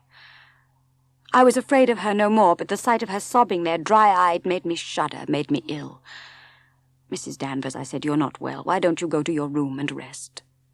She turned on me fiercely. What's it to do with you if I show my grief? I'm not ashamed of it. I don't shut myself in my room to cry. I don't walk up and down in my room like Mr. De Winter with the door locked on me. What do you mean? I said. Mr. De Winter does not do that. He did, she said, after she died. Up and down in the library. I heard him. I watched him, too, through the keyhole more than once, backwards and forwards like an animal in a cage. I don't want to hear, I said. I don't want to know. Mrs. Danvers came close to me. She put her face near to mine. It's no use, is it, she said. You'll never get the better of her. She's still mistress here, even if she is dead. She's the real Mrs. De Winter, not you. It's you that's the ghost. I backed away from her towards the window, my old fear and horror rising up in me again. She took my arm and held it like a vice. Why don't you go, she said. We none of us want you. He doesn't want you, he never did. It's you who ought to be dead, not Mrs. De Winter. She pushed me towards the open window. I could see the terrace below me, grey and indistinct in the white wall of fog. Look down there, she said. It's easy, isn't it? Why don't you jump? It wouldn't hurt not to break your neck. It's a quick, kind way. It's not like drowning. Why don't you try it? Why don't you go? The fog filled the open window, damp and clammy. It stung my eyes, it clung in my nostrils. I held onto the windowsill with my hands. I shut my eyes. The mist was stifling like a blanket, like an anesthetic. I was beginning to forget about being unhappy and about loving Maxim. I was beginning to forget Rebecca. Soon I would not have to think about Rebecca any more. As I relaxed my hands and sighed, The white mist and the silence that was part of it was shattered suddenly, was rent in two by an explosion that shook the window where we stood. I opened my eyes. I stared at Mrs. Danvers. The burst was followed by another, and yet a third and a fourth. What is it? I said stupidly. What has happened? Mrs. Danvers relaxed her grip upon my arm. She stared out of the window into the fog. "It's the rockets," she said. "There must be a ship gone ashore there in the bay." We listened, staring into the white fog together, and then we heard the sound of footsteps running on the terrace beneath us. Mrs. Danvers drew back from the window. Her face was expressionless once more, the cold white mask that I knew. "We'd better go down," she said. "When you see Mr. Winter, madam, will you tell him it will be quite all right if he wants to bring the men back from the ship? There will be a hot meal ready for them any time." Yes, I said. "Yes, Mrs. Danvers." I went out on the terrace. The fog was lifting. It whirled above my head in wreaths of smoke. I glanced at my watch. It was after 12:30, nearly 20 to 1. This time yesterday, Maxim and I were standing with Frank in the little garden in front of his house, waiting for his housekeeper to serve lunch. 24 hours ago. They were teasing me, baiting me about my dress. "You'll both get the surprise of your lives," I had said. I felt sick with shame at the memory of my words. I went down the steep, twisting path through the dark woods to the beach below. The fog had almost gone, and when I came to the cove I could see the ship at once, lying about 2 miles offshore with her bows pointed toward the cliffs. I climbed up the path over the cliffs. I did not see Maxim anywhere. Frank was there, talking to one of the coast guards. I hung back when I saw him, momentarily embarrassed. Barely an hour ago I had been crying to him down the telephone. I was not sure what I ought to do. He saw me at once and waved his hand. I went over to him and the coast guard. The coast guard knew me. "Come to see the fun, Mrs. de Winter," he said, smiling. "Afraid it won't be an easy job. She's hard and fast where she is on that ledge." "What will they do?" I said. "They'll send a diver down directly to see if she's broken her back," he replied. "They'll never do it," said Frank. "Look at the angle she's lying at. It's much shallower there than I thought." "Where's Maxim?" I said. "He's taken one of the crew into Kerrith," said Frank. "The fellow lost his head and jumped for it, apparently, when the ship struck." "When did he go?" I said. "He went just before you turned up," said Frank. "About 5 minutes ago." I went and sat on the window seat in the library. I was waiting for something to happen, something unforeseen. The horror of my morning and the stranded ship and not having any lunch had all combined to give birth to a latent sense of excitement at the back of my mind that I did not understand. It was as though I had entered into a new phase of my life and nothing would be quite the same again. The girl who had dressed for the fancy dress ball the night before had been left behind. It had all happened a long time ago.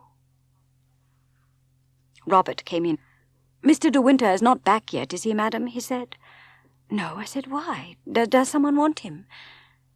"Yes, madam," said Robert. "It's Captain Searle, the harbour master of Kerrith, on the telephone. He wants to know if he can come up and see Mr. de Winter personally."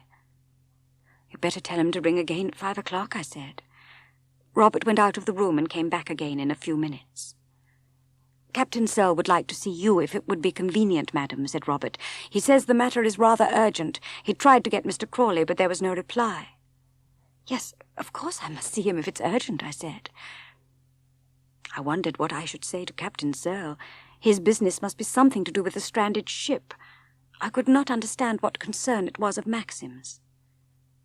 In less than a quarter of an hour he was shown into the room. "I'm sorry my husband isn't back yet, Captain Searle," I said. "He must have gone down to the cliffs again, and he went into Kerrith before that. I haven't seen him all day. Can I help you?" "Well, madam, the fact is I've got some news for Mr. de Winter, and I hardly know how to break it to him." He looked at me very straight with his bright blue eyes. "What sort of news, Captain Searle?" He brought a large white handkerchief out of his pocket and blew his nose. "Well, Mrs. de Winter, it's not very pleasant for me to tell you either. It's hard on him and hard on you that we can't let the past lie quiet. But I don't see how we can under the circumstances. We sent the diver down to inspect the ship's bottom," he said, "and while he was down there he came across the hull of a little sailing ship lying on her side, quite intact and not broken up at all. It was the little boat belonging to the late Mrs. de Winter." My first feeling was one of thankfulness that Maxim was not there to hear. This fresh blow coming swiftly upon my masquerade of the night before was ironic and rather horrible. "Is it necessary to tell Mr. de Winter? Couldn't the boat be left there as it is? It's not doing any harm, is it?" "It would be left, Mrs. de Winter, in the ordinary way, but that wasn't all, Mrs. de Winter. There was a body in there, lying on the cabin floor," he said quietly. "It was dissolved, of course, no flesh on it, but it was a body, all right." I stared at him, bewildered at first, then shocked, then rather sick. "She was supposed to be sailing alone," I whispered. "There must have been someone with her then all the time, and no one ever knew." "It looks like it," said the harbour master. "Who could it have been?" I said. Captain Searle shook his head. "I can't tell any more than you," he said. "But I've got to report that body—" He broke off short as the door opened and Maxim came into the room. "Hello," he said. "What's happening? I didn't know you were here, Captain Searle. Is anything the matter?" I could not stand it any longer. I went out of the room like the coward I was and shut the door behind me. I had not even glanced at Maxim's face. I sat on the terrace and remained there for 5 minutes, staring at the green lawns, until I heard the sound of a car starting up in the drive. Captain Searle had broken his news to Maxim and had gone. I ran back into the library. "I'm so sorry," I whispered. "So terribly, terribly sorry." He did not answer. His hand was icy cold. I kissed the back of it and then the fingers, one by one. "I don't want you to bear this alone," I said. "I want to share it with you." He took my face between his hands and looked at me. For the first time I saw how thin his face was, how lined and drawn, and there were great shadows beneath his eyes. "It's too late, my darling, too late," he said. "We've lost our little chance of happiness." "No, Maxim, no," I said. "Yes," he said. "It's all over now. The thing has happened. Rebecca has won." I stared at him, my heart beating strangely. "Her shadow between us all the time," he said. "How could I hold you like this, my darling, my little love, with the fear always in my heart that this would happen?" I remembered her eyes as she looked at me before she died. I remember that slow, treacherous smile. She knew she would win in the end. They found her boat. "Yes," I said, "I know. It means there was somebody sailing with Rebecca at the time, and you have to find out who it was. That's it, isn't it, Maxim?" "No," he said. "No, you don't understand. There was no one with Rebecca. There never was an accident. Rebecca was not drowned at all. I killed her. I shot Rebecca in the cottage in the cove. I carried her body to the cabin and took the boat out that night and sunk it there where they found it today. It's Rebecca who's lying dead there on the cabin floor." It was very quiet in the library. When people suffer a great shock like death or the loss of a limb, I believe they don't feel it just at first. I was aware of no feeling at all, no pain and no fear. There was no horror in my heart. "What are you going to do?" I whispered. "I don't know," he said. "I don't know." The feeling was coming back to me, little by little. Disjointed pictures flashed one by one through my bewildered mind. Maxim sitting in the car beside me in the south of France. Something happened nearly a year ago that altered my whole life. I had to begin living all over again. Maxim's silence, Maxim's moods, the way he never talked about Rebecca, the way he never mentioned her name. "Does anyone know?" I said. "Anyone at all?" He shook his head. "No," he said. "Why didn't you tell me?" I whispered. "Why didn't you tell me?" "I thought you were unhappy, bored," he said. "I'm so much older than you. You seem to have more to say to Frank than you ever had to me." "How could I come to you when I knew you were thinking about Rebecca?" I said. "How could I ask you to love me when I knew you loved Rebecca still?" He pulled me close to him and searched my eyes. "You thought I loved Rebecca," he cried. "I hated her, I tell you. Our marriage was a farce from the very first. She was vicious, damnable, rotten, through and through. We never loved each other, never had one moment of happiness together. Rebecca was incapable of love, of tenderness, of decency. I sat on the floor, clasping my knees, staring at him. She was clever, of course, he said, damnably clever. No one would guess, meeting her, that she was not the kindest, most generous, most gifted person in the world. I found her out at once, he went on, 5 days after we were married. She told me about herself, told me things I shall never repeat to a living soul. I knew then what I had done, what I had married. She made a bargain with me up there on the side of the precipice, he said. I'll run your house for you, she told me. I'll look after your precious Mandalay for you, make it the most famous showplace in all the country, if you like.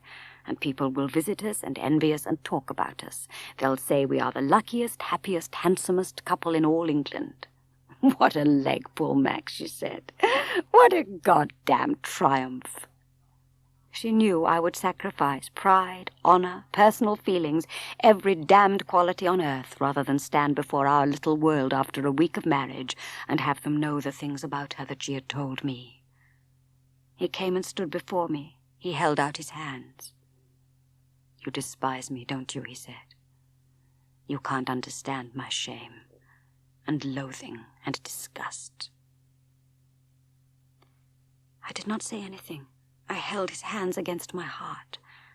I did not care about his shame. None of the things that he had told me mattered to me at all. I clung to one thing only and repeated it to myself over and over again. Maxim did not love Rebecca. He had never loved her. Never. Never. They were all fitting into place, the jigsaw pieces.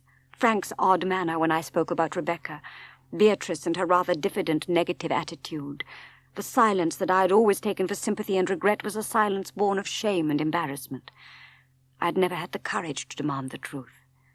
Had I made one step forward out of my own shyness, Maxim would have told me these things 4 months, 5 months ago.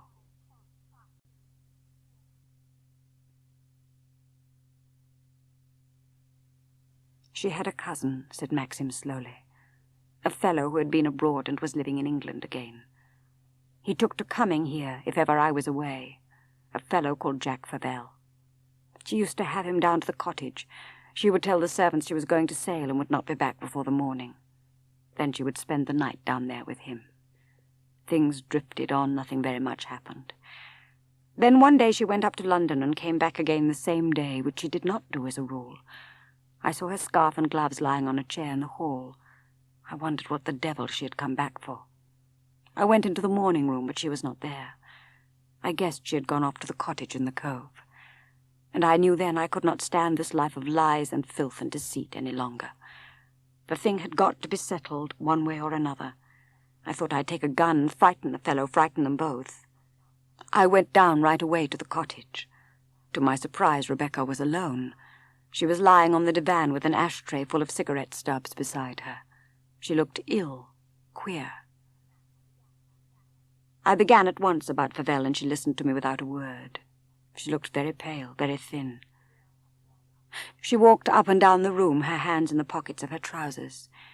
She looked like a boy in her sailing kit, a boy with a face like a Botticelli angel. If I had a child, Max, she said, neither you nor anyone in the world would ever prove that it was not yours. It would grow up here in Mandalay bearing your name, and when you died, Mandalay would be his. Well, I'm going to have a child, Max. She waited a minute, rocking on her heels, and then she lit a cigarette and went and stood by the window. She began to laugh. God! How funny, she said. How supremely, wonderfully funny. She turned round and faced me, smiling, one hand in her pocket, the other holding her cigarette. When I killed her, she was smiling still. I fired at her heart. The bullet passed right through. She did not fall at once. She stood there looking at me, that slow smile on her face, her eyes wide open. Maxim's voice had sunk low, so low that it was like a whisper. The hand that I held between my own was cold. "I carried her out to the boat," he said. "It was quite dark, there was no moon. The wind was squally from the west. I carried her down to the cabin and left her there. Then I had to get under way with the dinghy astern and beat out of the little harbour against the tide. When we were in deep water, I opened the sea cocks. The water began to come in. I drove a spike into the bottom boards. The water came up over my feet. I left Rebecca lying on the floor and fastened both the scuttles. I climbed into the dinghy, pulled away, and watched her sink. Maxim waited. He stared in front of him still. Then he looked at me sitting beside him on the floor. "That's all," he said. "There's no more to tell." Suddenly the telephone began ringing in the little room behind the library. Maxim went into the little room and shut the door. I could hear the murmur of his voice. I had a sick, expectant feeling at the pit of my stomach. "It was Colonel Julian," he said. "He's just been talking to Searle. He's coming out with us to the boat tomorrow. Searle has told him." "Why Colonel Julian? Why?" I said. "He's a magistrate for Kerrith. He has to be present." "He'll be with you then tomorrow when you look at the boat? He and Captain Searle and a doctor?" "Inspector Welch, too." "Why? Why Inspector Welch?" "It's the custom when a body has been found." Maxim rose early next morning and left without waking me. I spent my morning as busily as I could. At 1:05 I heard the sound of a car in the drive, and then voices in the hall. Maxim came in, and Frank, and Colonel Julian. I remembered seeing Colonel Julian at the ball dressed as Cromwell. He looked shrunken now, different, a smaller man altogether. He spoke quietly, gravely, like a doctor. "This is a most distressing thing, Mrs. de Winter," he said gently. "I do feel for you and your husband most acutely." "Thank you," I said. "What makes it so difficult was the fact of your identifying that first body over a year ago," he said to Maxim. "Yes, quite," said Maxim. "I think the mistake was very natural under the circumstances," said Frank quickly. "The authorities wrote to Maxim presupposing that the body was hers, and Maxim was not well at the time." "That's nonsense," said Maxim. "I was perfectly well." "Well, it's no use going into all that now," said Colonel Julian. "You made that first identification, and now the only thing to do is to admit the error. There seems to be no doubt about it this time." "No," said Maxim. "I wish you could be spared the formality and the publicity of an inquest," said Colonel Julian, "but I'm afraid that's quite impossible." "Naturally," said Maxim. "I don't suppose it need take very long," said Colonel Julian. "It's just a case of you reaffirming identification and then getting Tab, who you say converted the boat when you brought her from France, just to give his piece of evidence that the boat was seaworthy and in good order when last he had her in his yard. It's just red tape, you know, but it has to be done. No, what bothers me is the wretched publicity of the affair, so sad and unpleasant for you and your wife." "That's quite all right," said Maxim. "We understand." "I suppose sooner or later we all make a mistake in judgment," said Colonel Julian, "and then we're for it. If Mrs. de Winter had not left the helm of her boat, the accident would never have happened. An extraordinary thing to do, the sort of thing a novice would do. In that particular place, too, just by the ridge." "It was very squally that night," said Frank. "Something may have happened to the gear. Something may have jammed. And then she slipped down for a knife." Of course. Well, we shall never know, and I don't suppose we should be any the better for it if we did. As I said before, I wish I could stop this inquest, but I can't. I'm trying to arrange it for Tuesday morning, and it'll be as short as possible, just a formal matter, but I'm afraid we shan't be able to keep the reporters out of it." That evening, when Frith brought in the local paper, there were great headlines right across the top of the page, and an awful blurred photograph of Maxim that must have been taken at least 15 years ago. It was dreadful seeing it there on the front page, staring at me. I hid the paper under the cushions of the chair so that Maxim should not see it, but I could not keep the morning editions from him. The story was in our London papers, too. Each paper made great play of the fact that Rebecca's body had been found the day after the fancy dress ball, as though there was something deliberate about it. I thought of all the things they could say if they knew the truth. Not one column, but 5 or 6, placards in London, newsboys shouting in the streets outside the underground stations. That frightful word of 6 letters in the middle of the placard, large and black. The inquest was to be on the Tuesday afternoon at 2:00. Eventually the day and hour arrived. Maxim and I drove together, and Frank followed behind. The inquest was to be held at Lanyon, the market town 6 miles the other side of Kerrith. We had to park the cars in the big cobbled square by the marketplace. Dr. Phillips' car was there already, and also Colonel Julian's.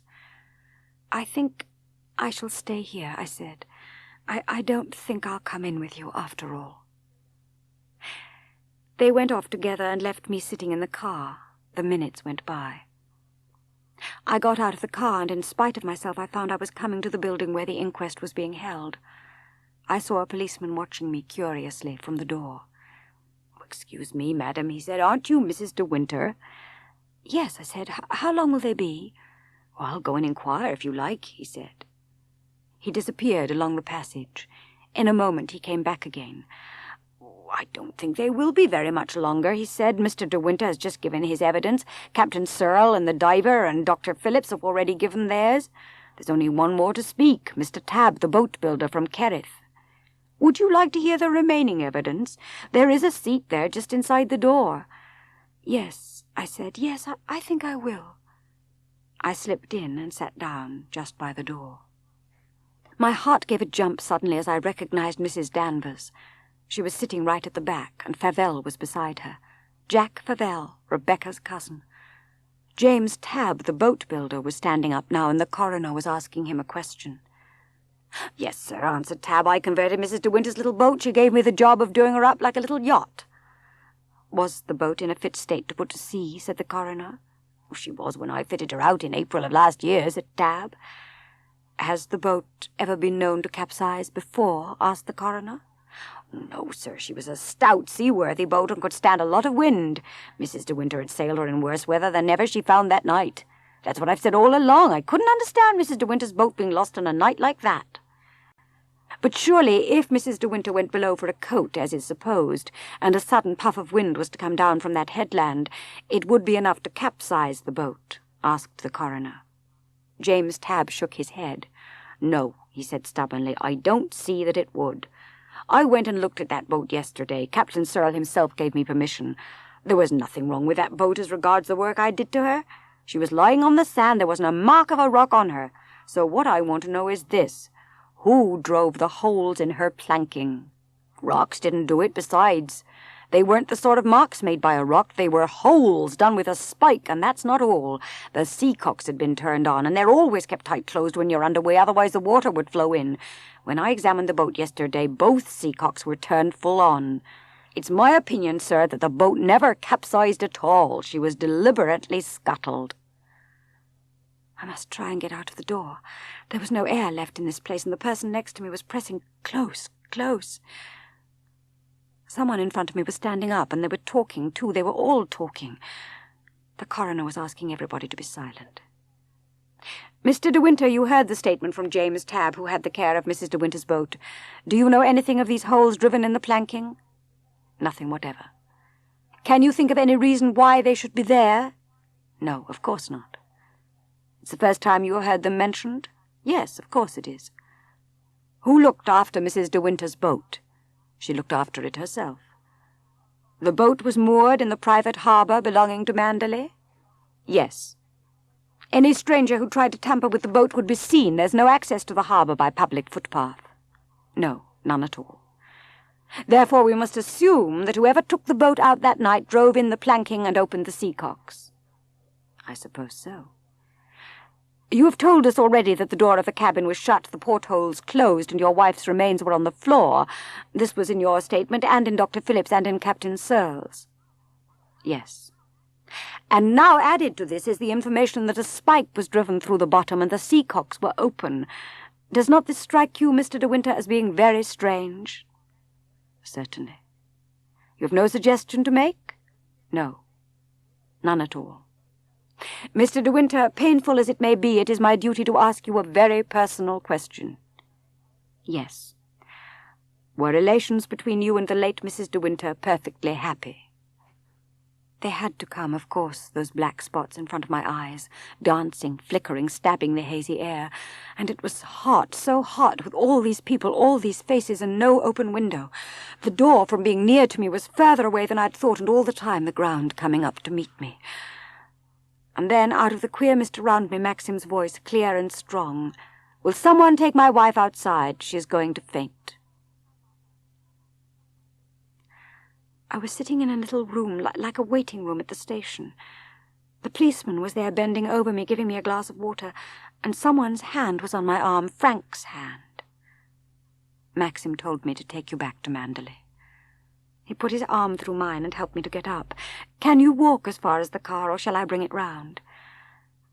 "I can walk, but I'd much rather stay. I want to wait for Maxim." "Maxim may be a long time." We drove away from the cobbled marketplace, through the empty town, and out on the road to Kerrith. "Why will they be a long time? What are they going to do?" "They may have to go over the evidence again." Frank looked straight in front of him along the hard white road. "They won't believe in an accident any more." We drove back to Manderley in silence. "Will you be all right now?" said Frank. "You can lie down, can't you?" "Yes," I said. "Yes, perhaps." "I shall go back to Lanyon," he said. "Maxim may want me." He did not say anything more. He got quickly back into the car again and drove off. I must have fallen asleep, because I woke suddenly with a start and heard that first crack of thunder in the air. I sat up. The clock said 5. I went down and stood on the terrace. There was another burst of thunder. I went back and sat in the library. At 5:30, Robert came into the room. "The car has just driven up to the door now, madam," he said. I tried to get up, but my legs were things of straw. They would not bear me. After a minute, Maxim came into the room. He stood just inside the door. He looked very tired, old. There were lines at the corner of his mouth I'd never noticed before. "It's all over," he said. I waited. I could not speak or move towards him.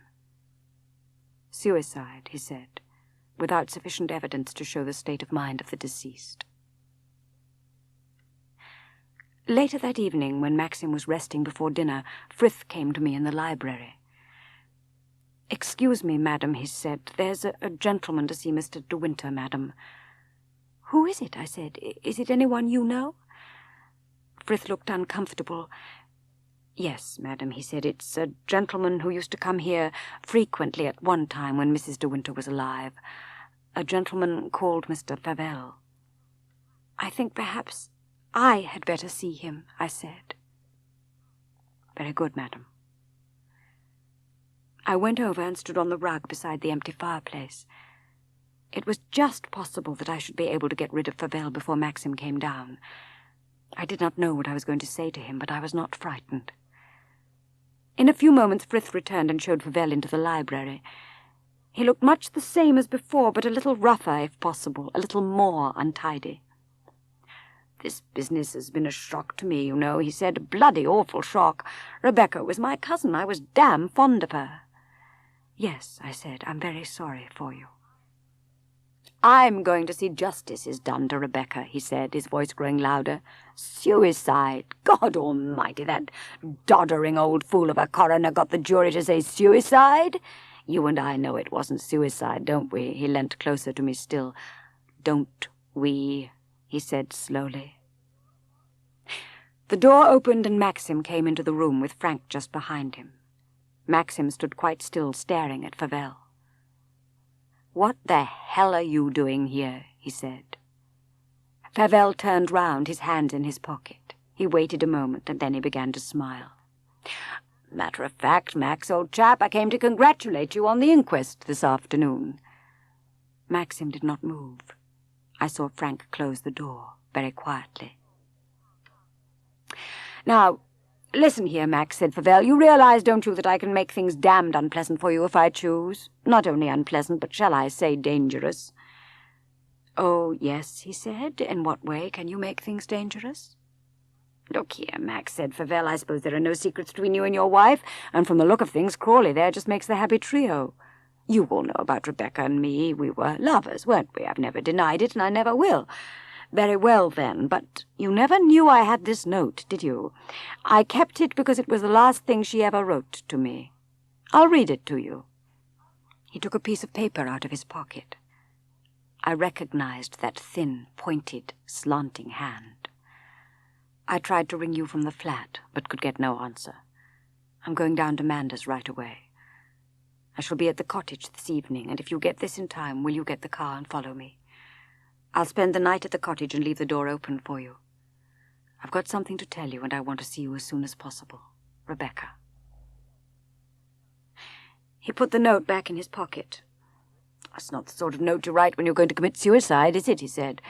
"It was waiting for me at my flat when I got back about 4 in the morning. I had no idea Rebecca was to be in London that day, or I should have got in touch with her. Instead, I telephoned the next morning and heard Rebecca had been drowned." He sat there staring at Maxim. None of us spoke. "Now, Max, I've laid all my cards on the table. Why can't we come to some agreement? If I had a settlement of 2,000 or 3,000 a year for life, I could just jog along comfortably, and I'd never trouble you again. I swear before God I would not." "You think you can frighten me, don't you, Fauvel?" said Maxim. "Well, you're wrong. I'm not afraid of anything you can do. There's the telephone in the next room. Shall I ring up Colonel Julian and ask him to come over? He's the magistrate. He'll be interested in your story." Fauvel stared at him and laughed. "Good bluff," he said, "but it won't work. You wouldn't dare ring up old Julian. I've got enough evidence to hang you, Max, old man." Maxim walked slowly across the room and passed through to the little room beyond. I heard the click of the telephone. I heard Maxim's voice, very cool, very calm. He came back into the room. "Julian is coming right away," he said. Presently Colonel Julian arrived, and Frith showed him into the room. Maxim swung round from the window. "Good evening," he said. "We meet again. You've made very good time." "Yes," said Colonel Julian. "You said it was urgent, so I came at once." "I think you realize," Maxim said, "that I haven't brought you out on an evening like this for a social half-hour before dinner. This is Jack Fauvel, my late wife's first cousin. I don't know if you have ever met." Colonel Julian nodded. "Now," said Maxim, "go ahead, Fauvel." Fauvel stared at him a moment. He put his hand slowly in his waistcoat pocket and brought out Rebecca's note. "This note was written a few hours before Rebecca was supposed to have set out on that suicidal sail. Here it is. I want you to read it and say whether you think a woman who wrote that note had made up her mind to kill herself." Colonel Julian took a pair of spectacles from a case in his pocket and read the note. Then he handed it back to Fauvel. "No," he said, "on the face of it, no, but I don't know what the note refers to. Perhaps you do, or perhaps de Winter does." Maxim did not say anything.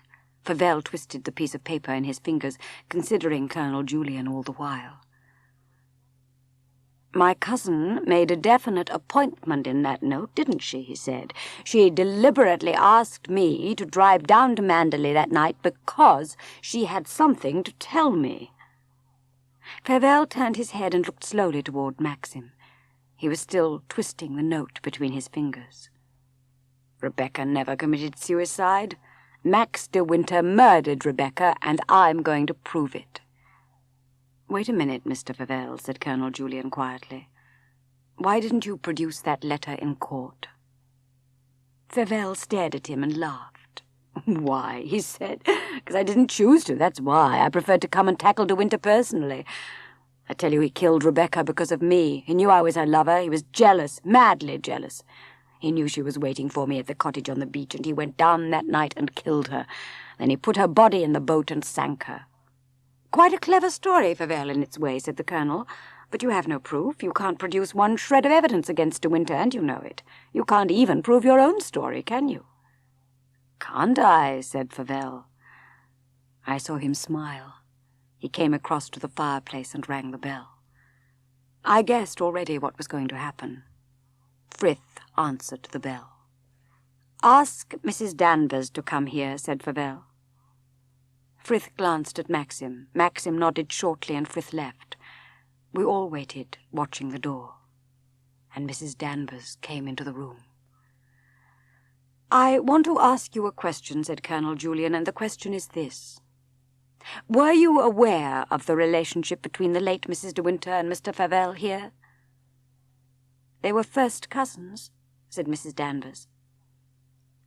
"I was not referring to blood relationship, Mrs. Danvers," said Colonel Julian. "I'm afraid I don't understand, sir," said Mrs. Danvers. "Oh, come off it, Danny," said Favell. "You know damn well what he's driving at. I've told Colonel Julian already, but he doesn't seem to believe me. Rebecca and I had lived together on and off for years, hadn't we? She was in love with me, wasn't she?" To my surprise, Mrs. Danvers considered him a moment without speaking, and there was something of scorn in the glance she gave him. "She was not," she said. "Listen here, you old fool," began Favell, but Mrs. Danvers cut him short. "She was not in love with you or with Mr. de Winter. She was not in love with anyone. She despised all men. She was above all that." Favell flushed angrily. "Listen here, didn't she come down the path through the woods to meet me night after night? Didn't you wait up for her? Didn't she spend the weekends with me in London?" "Well," said Mrs. Danvers with sudden passion, "and what if she did? She had a right to amuse herself, hadn't she? Love-making was only a game with her, only a game. She told me so. She did it because it made her laugh. It made her laugh, I tell you. She laughed at you like she did at the rest. I've known her come and sit upstairs on her bed and rock with laughter at the lot of you."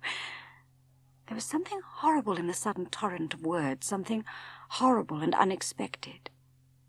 Then Colonel Julian spoke, quietly, slowly. "Mrs. Danvers," he said, "can you think of any reason, however remote, why Mrs. de Winter should have taken her own life?" Mrs. Danvers shook her head. "No," she said. "No." "There, you see," said Favell swiftly. "Be quiet, will you?" said Colonel Julian. "Give Mrs. Danvers time to think. Let her read the note. She may be able to throw light on it." Favell shrugged his shoulders. He felt in his pocket for the note and threw it on the floor at Mrs. Danvers' feet. She stooped and picked it up. We watched her lips move as she read the words. Then she shook her head. "I don't know what she meant. If there was something important she had to tell Mr. Jack, she would have told me first." "You never saw her that night?" "No, I was out." "Then you know of nothing on her mind. You can't suggest a solution, Mrs. Danvers. Those words, 'I have something to tell you,' do not convey anything to you at all." "No," she answered. "Does anybody know how she spent that day in London?" Nobody answered. Maxim shook his head. Favell swore under his breath. "Look here, she left that note at my flat at 3 in the afternoon," he said. "The porter saw her." "Mrs. de Winter had a hair appointment from 12 until 1:30, said Mrs. Danvers. "I remember that." "So what was she doing from 2 until 3? We ought to verify that," said Colonel Julian. "I've got her engagement diary locked in my room," said Mrs. Danvers slowly. "I kept all those things. It's just possible she may have noted down her appointments for that day. She was methodical in that way. She used to put everything down and then tick the items off with a cross. If you think it would be helpful, I'll go and fetch the diary." "Do you mind us seeing this diary?" asked Colonel Julian. "Of course not," said Maxim. "Why on earth should I?" Mrs. Danvers returned swiftly with the diary. She gave it to Colonel Julian. It seemed to me then that there was something about that particular moment, while he looked at the page of the diary and we stood waiting, that frightened me more than anything that had happened that evening. "Ah," he said. His finger was in the middle of the page.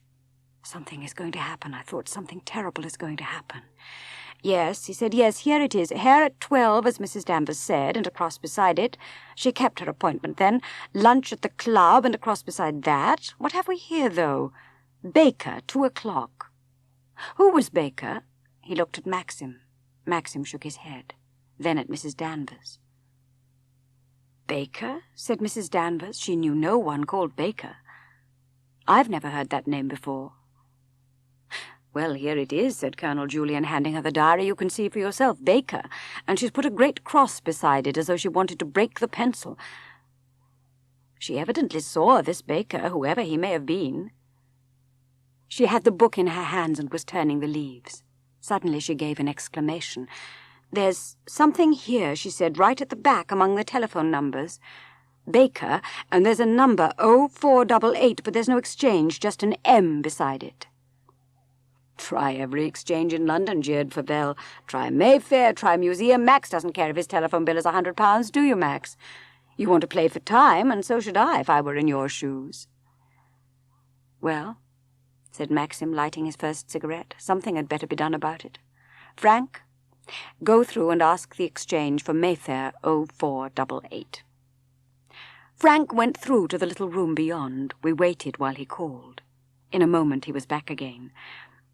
"Someone called Lady Eastley lives at Mayfair 0488. It's an address in Grosvenor Street. They've never heard of Baker." Favell gave a cackle of laughter. "Carry on, Detective Number 1. What's the next exchange on the list?" "Try Museum," said Mrs. Danvers.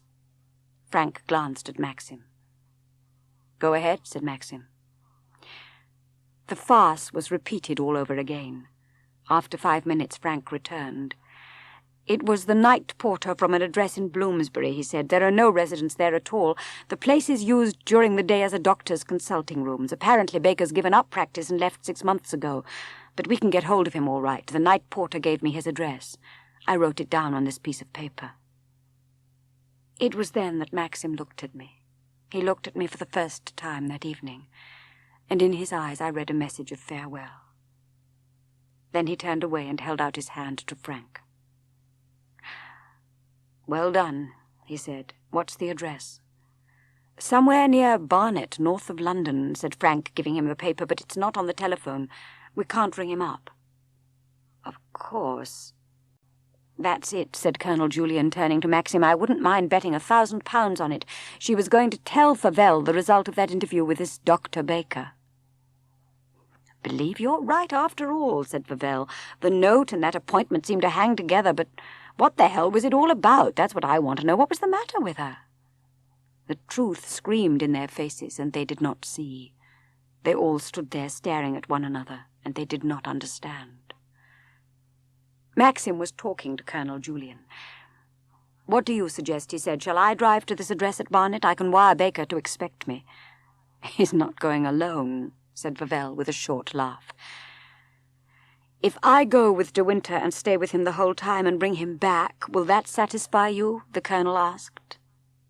Favell looked at Maxim and then at Colonel Julian. "Yes," he said slowly.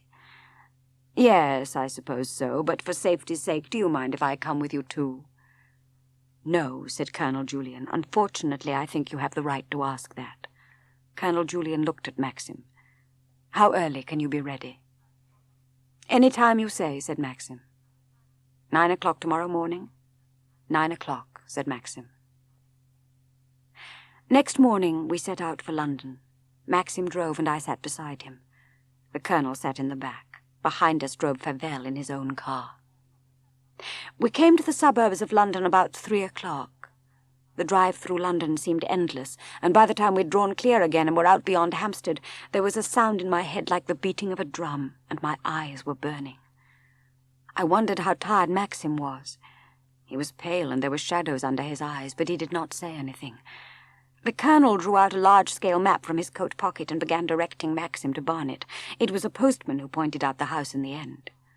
"Well, here we are," said Colonel Julian. Then he opened the door and stood out in the road. "Well, De Winter," he said, "what do you think about it?" "I'm ready," said Maxim. We got out of the car. Favell strolled up to meet us. We walked up the drive to the front door, a strange, incongruous little party. Colonel Julian rang the bell. It tinkled somewhere in the back premises. There was a long pause. A very young maid opened the door to us. She looked startled at the sight of so many of us. "Dr. Baker," said Colonel Julian. Yes, sir. Will you come in?" And she showed us to the drawing room. We waited there for about 5 minutes. The door opened and a man came into the room. His hair was sandy, turning grey. He wore flannels and a dark blue blazer. "Forgive me for keeping you waiting," he said, looking a little surprised. "Won't you sit down?" He turned to me. I sat down in the nearest chair and waited. "You must think this a very unorthodox invasion, Dr. Baker," said Colonel Julian, "and I apologize very humbly for disturbing you like this. My name is Julian. This is Mr. de Winter, Mrs. de Winter, and Mr. Favell. You may have seen Mr. de Winter's name in the papers recently." "Oh," said Baker, "yes. Yes, I suppose I have. Some inquest or other, wasn't it? My wife was reading all about it." Maxim turned to the doctor. "We've driven up to see you today because we found your name and the telephone number of your old consulting rooms in my wife's engagement diary. She seems to have made an appointment with you and kept it at 2:00 on the last day she ever spent in London. Could you possibly verify this for us?" Dr. Baker was listening with great interest, but when Maxim had finished, he shook his head. "I'm most awfully sorry," he said, "but I think you've made a mistake. I should have remembered the name de Winter. I've never attended a Mrs. de Winter in my life." "Could she have come to see you and given a false name?" said Colonel Julian. "Why, yes, that's possible. It's rather unusual, of course."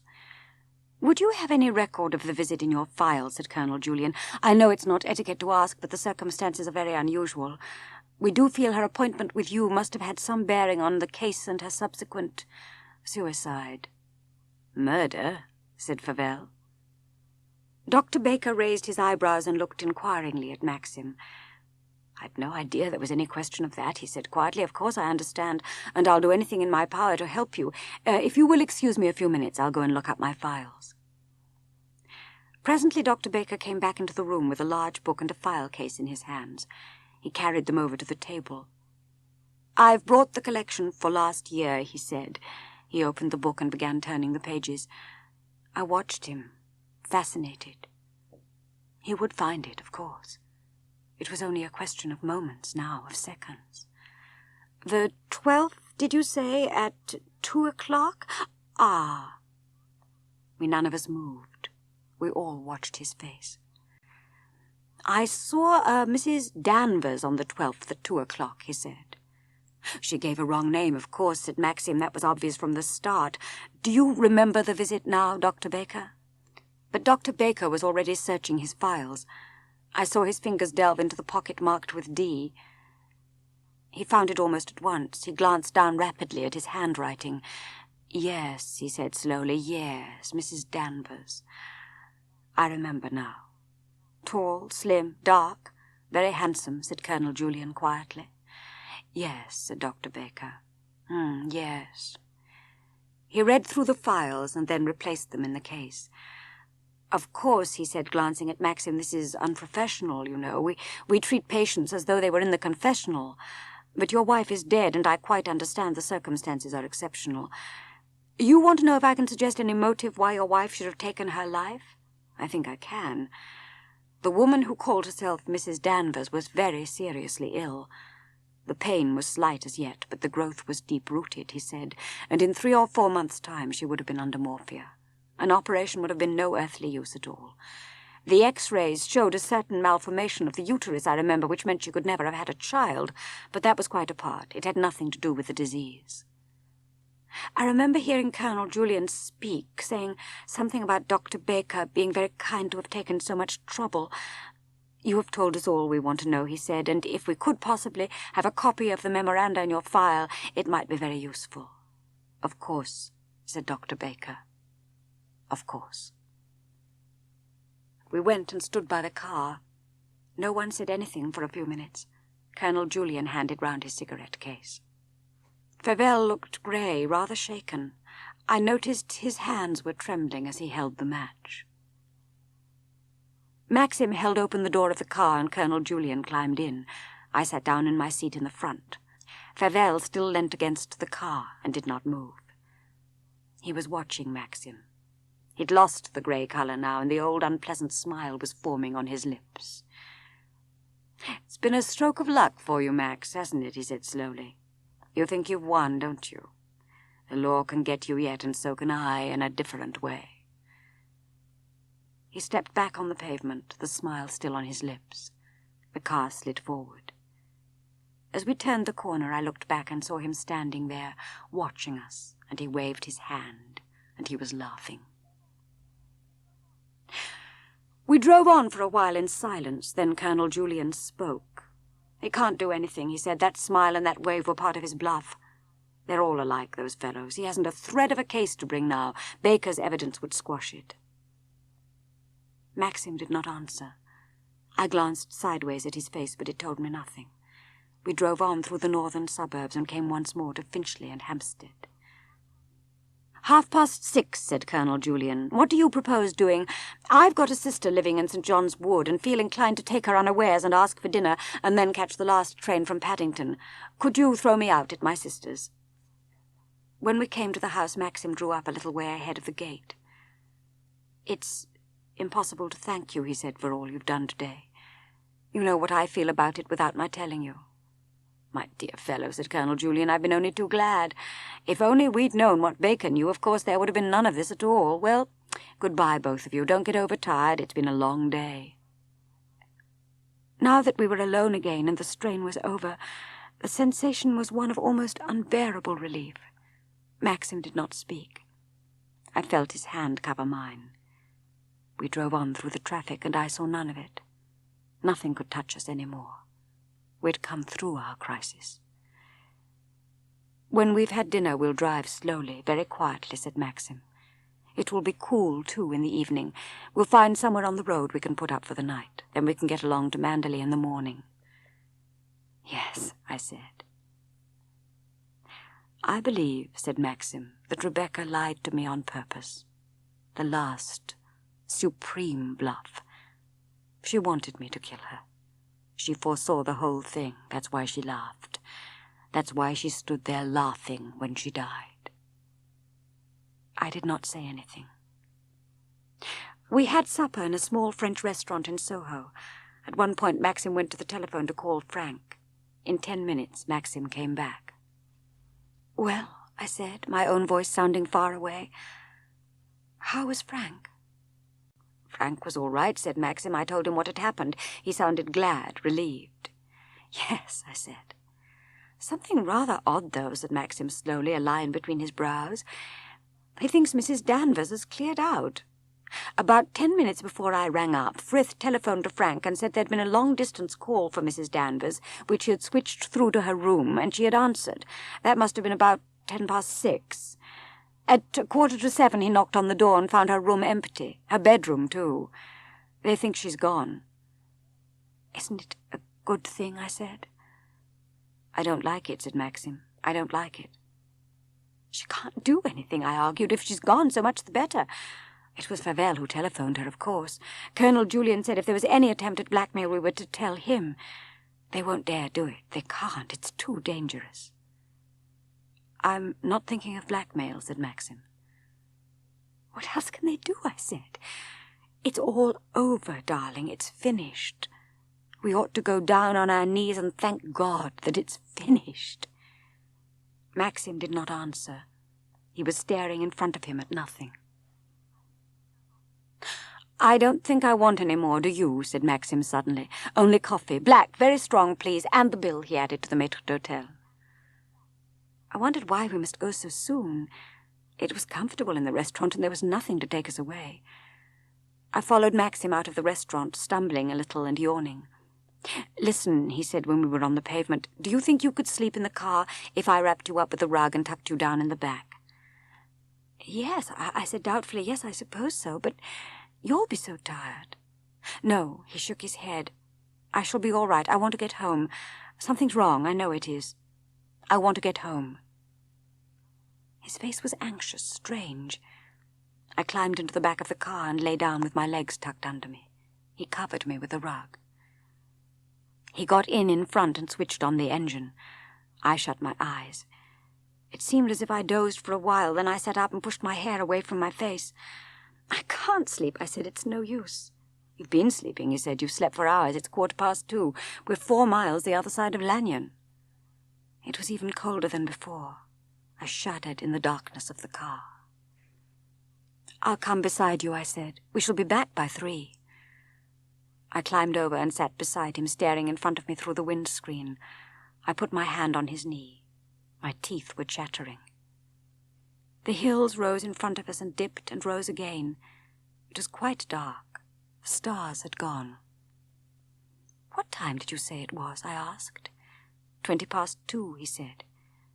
"It's funny," I said. "It looks almost as though the dawn was breaking over there beyond those hills. It can't be, though. It's too early." "It's the wrong direction," he said. "You're looking west." "I know," I said. "It's funny, isn't it?" He did not answer, and I went on watching the sky. It seemed to get lighter even as I stared, like the first red streak of sunrise. Little by little it spread across the sky. "It's in winter you see the northern lights, isn't it?" I said. "Not in summer." "That's not the northern lights," he said. "That's Manderley." I glanced at him and saw his face. I saw his eyes. "Maxim," I said. "Maxim, what is it?" He drove faster, much faster. We topped the hill before us and saw Lanyon lying in a hollow at our feet. There to the left of us was the silver streak of the river widening to the estuary at Kerrith 6 miles away. The road to Manderley lay ahead. There was no moon. The sky above our heads was inky black. But the sky on the horizon was not dark at all. It was shot with crimson like a splash of blood, and the ashes blew towards us with the salt wind from the sea.